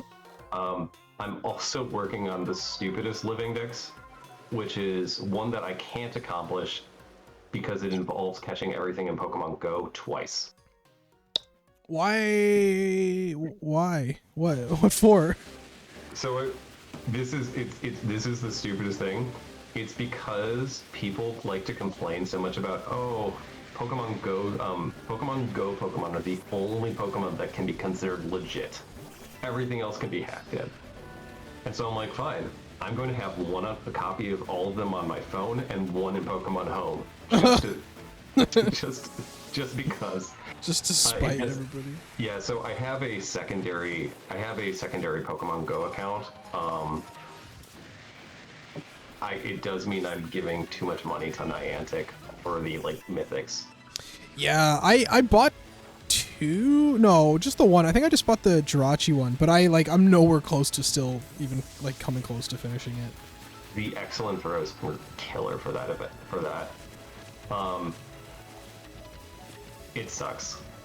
The only person I've ever seen online that has close to a full dex in Pokemon Go is Joe from Cerebi.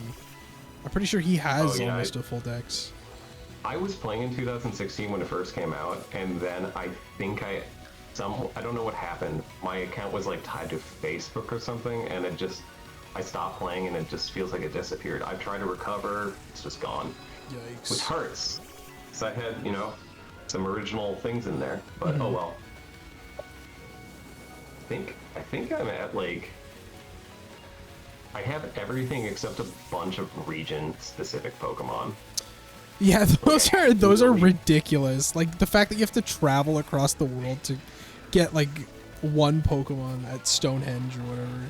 I have a buddy who lives in Hawaii because he's in the National Guard, and he's like, hey, if anyone needs Ocean Vivillon, I can't get you Comfey, but I can get you those postcards. Appreciate you.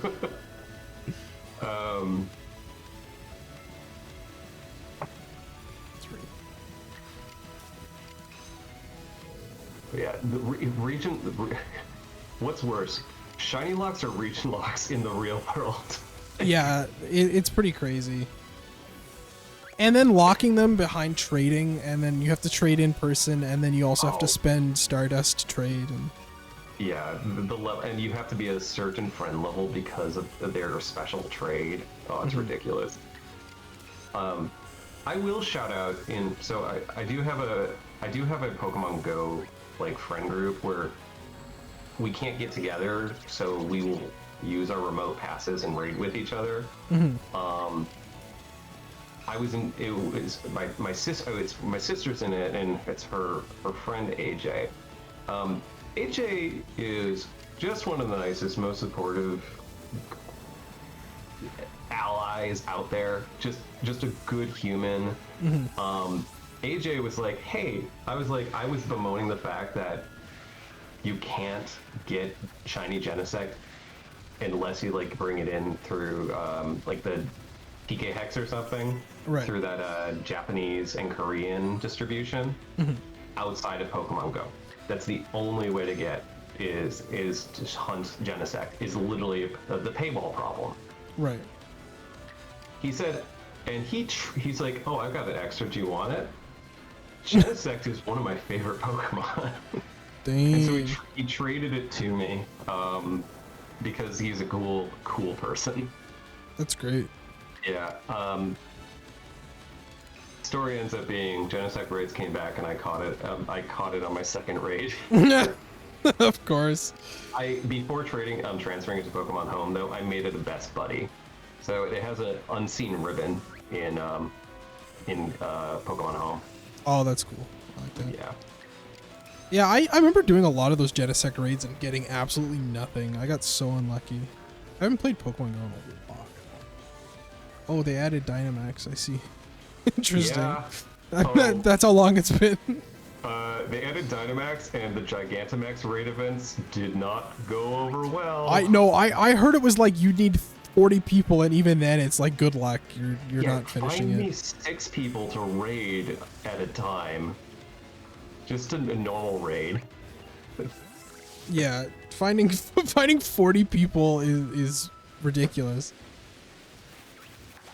I felt so bad for the actual community ambassadors that were like, yeah, we actually organize events. We have a strong Pokemon Go community, and we're never hosting Gigantamax events ever again. Yeah. We felt embarrassed. I don't blame them. Right. I do love that. I do like that they put Gigantamax in Home and in Go because I love the designs. I think they should have just made them like Mega Raids. Just make them the same. Yeah. It doesn't. It doesn't need to be like a huge, ridiculous thing.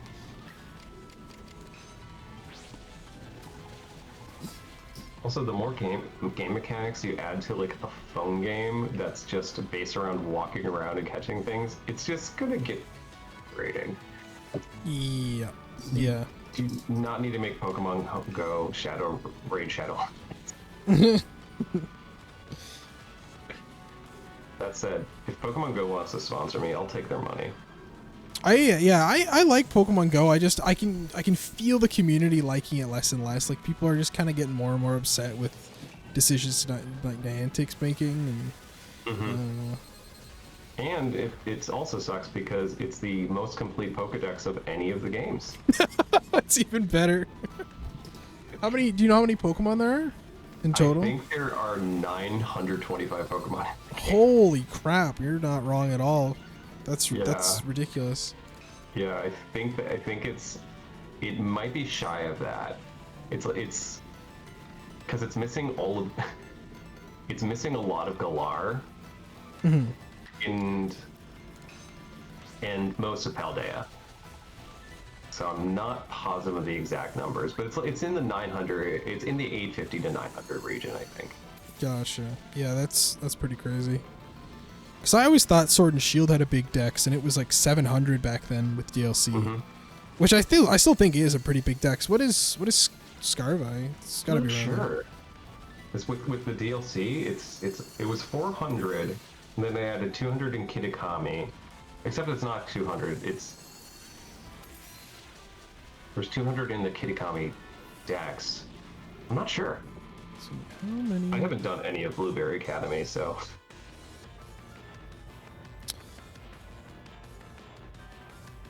230 in the DLC.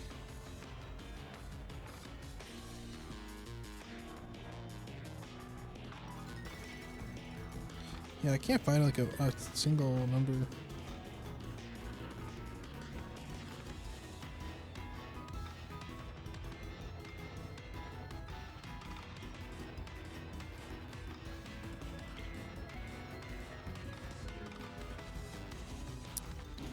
Okay. 715. It's not too bad. I think this is according to an Austin John Plays video card. That sounds right. Yeah. I mean, he tends to know his stuff. He did that. He did that Mew 8F video for Red and Blue. That was so fun. I ended up doing that. It was so fun. Mew 8F. What do you mean? I've never So heard of the 8F glitch is a because Red and Blue and Yellow are broken.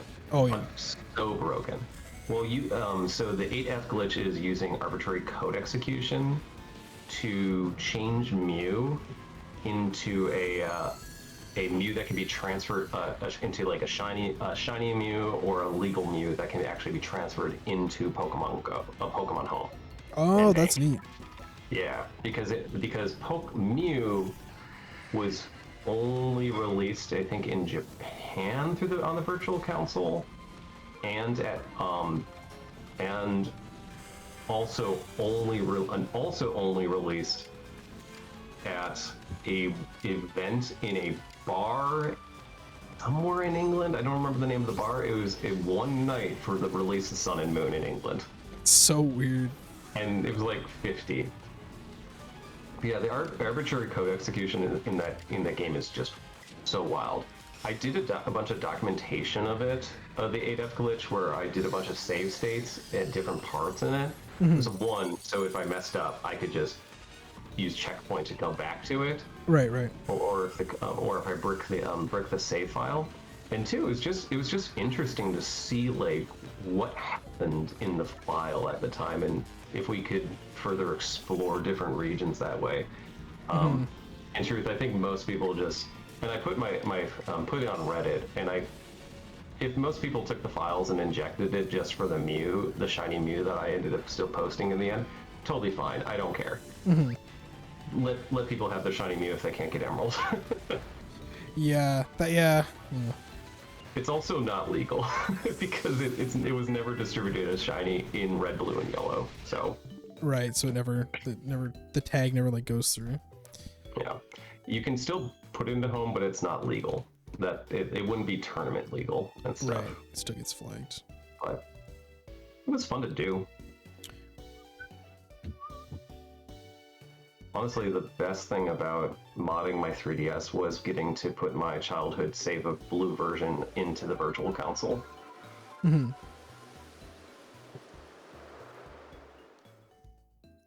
Virtual Console's neat. I liked that idea. Yeah. I hope they bring that kind of stuff back for this. I mean, the new Switch or whatever. Yeah, for like Gen 3, Gen 4, Gen 5, 6, 7. Yep. I was, for a while, I was hoping they would come up with like some kind of physical media for Pokemon Home, so you could directly, like almost using like AR to put the files from. You've got a 3DS. You can do. There's a weird link thing, so you can like basically transfer them. Yeah. Like, but while that's not, I can't see them doing that like in reality. What I could see them doing is like a collection where they release 2 or 3 cartridges of all the versions on the pairing cartridges on our games are on paired cartridges. So you got red on one cartridge, blue on the other cartridge, fire red on one cartridge, leaf green on the other cartridge, and that because it's a Switch game, they can just communicate with Home. Yeah, I think that'd be fine. Earlier today, I was chatting with a bunch of other shiny hunters, and we were kind of talking about like the Ore games, like XD and Coliseum, and how I think it was Quick mentioned that like they basically have been radio silent about that game since release, and then just the other week or month or whatever, they like posted a photo with the game, which was like very kind of like piqued everyone's interest. But like I think if they were ever gonna release Gen 3 Virtual Console in any sort of way, I think they would probably do it with like a re-release of those games. Like it just kind of works. It just seems, but like, would they ever do that? I don't know. Probably not. They hate doing cool things, so I don't know. And also, isn't Pokemon Coliseum a team game? I mean, it's a double battle game. If that's what you're asking. No, sorry, teen. Like rated T for teen. Oh, that's a great question. I think it is. So it kind of makes it like this weird area territory for Pokemon because there's like violence, but I mean the game with 3D violence. Yeah, Wes is like a domestic terrorist. He blows up a building. Let me double check that. I think it is rated T for teen.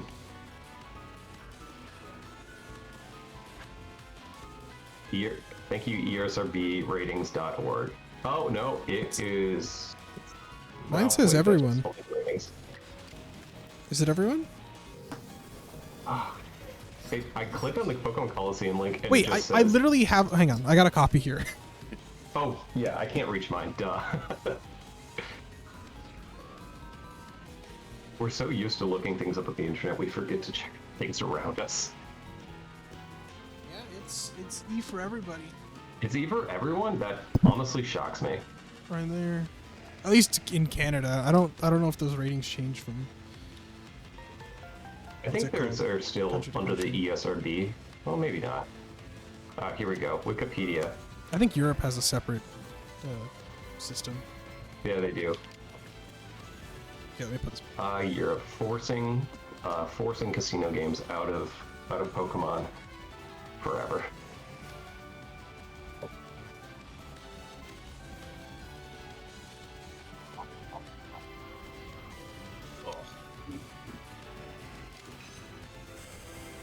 It was rated E for everyone. Couple questionable scenes. I don't know. I think they need to suck it up, frankly. It's such a good game. The fact that they just leave it out is so sad. Oh, Alpha Spiritomb.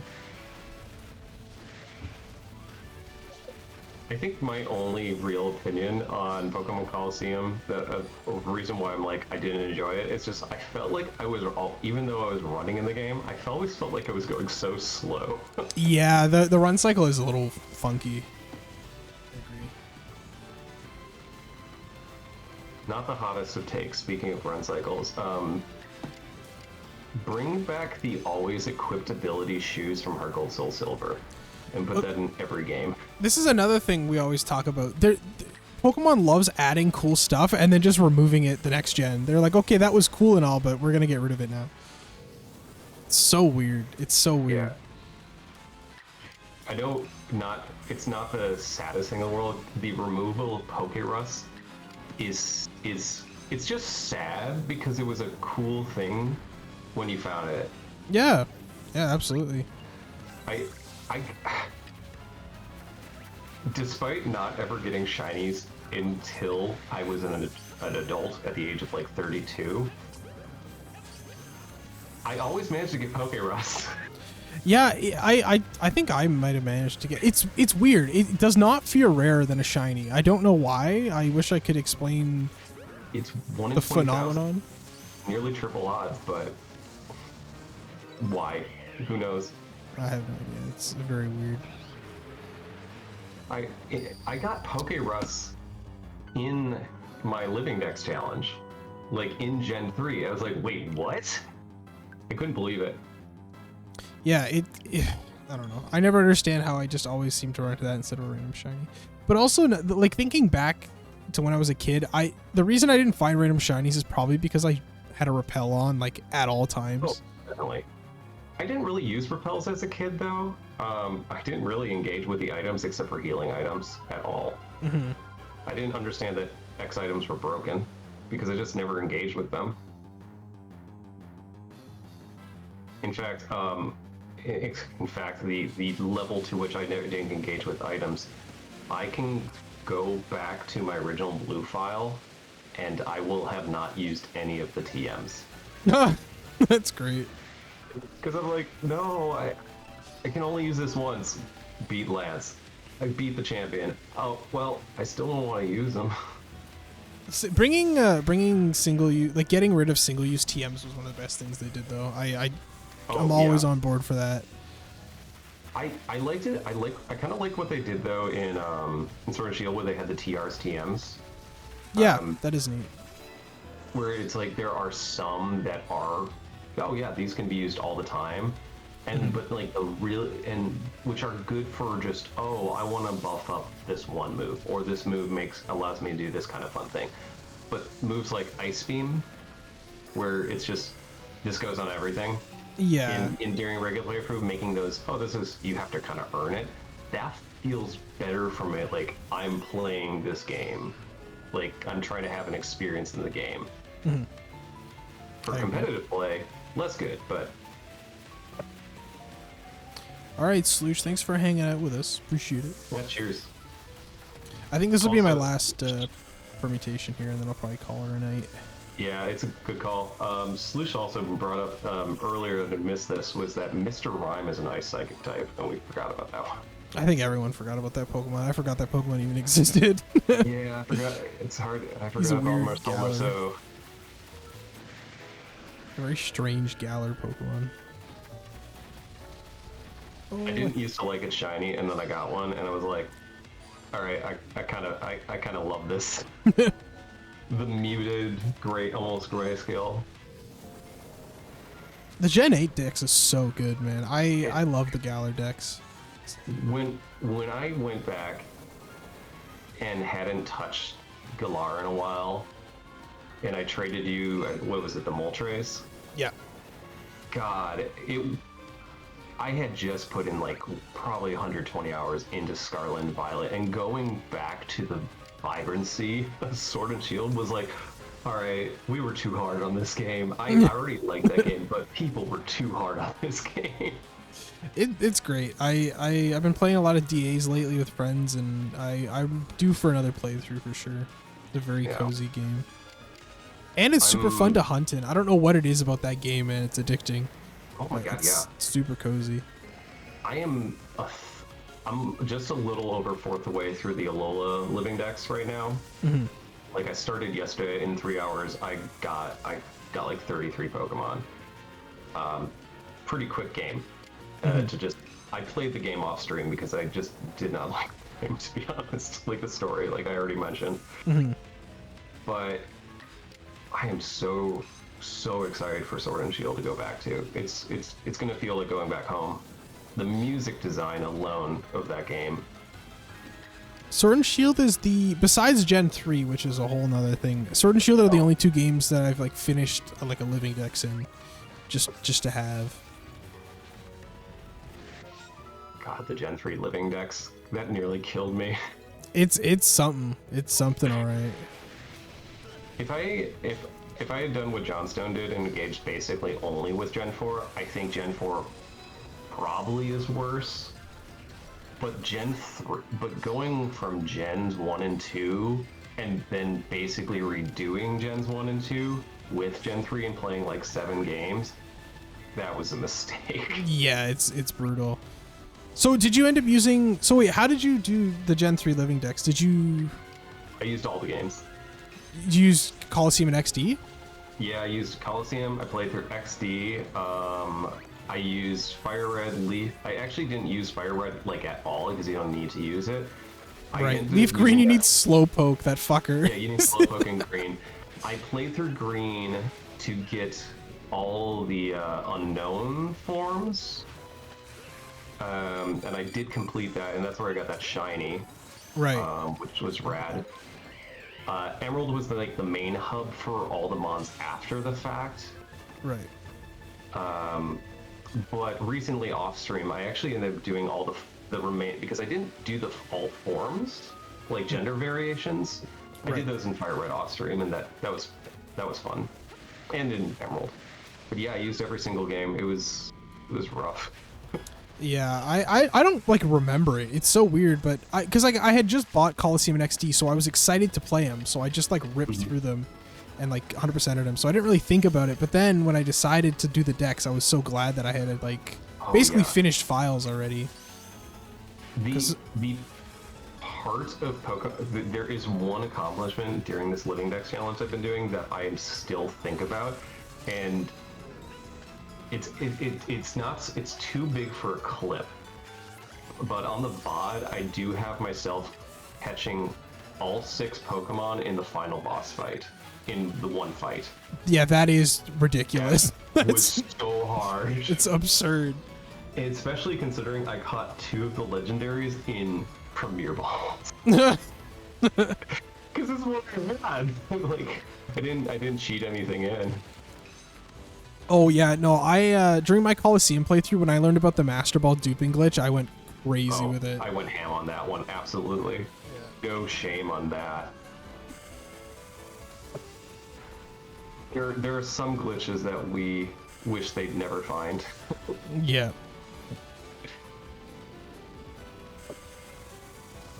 It did. I will say that because to get through all the games, because I was using speedrunning guides, it's definitely made the games interesting to play through, and I don't think I'm losing any appreciation for the game. In fact, I think I'm gaining an appreciation for kind of the quirks of what you miss as a player when you're just a kid going through.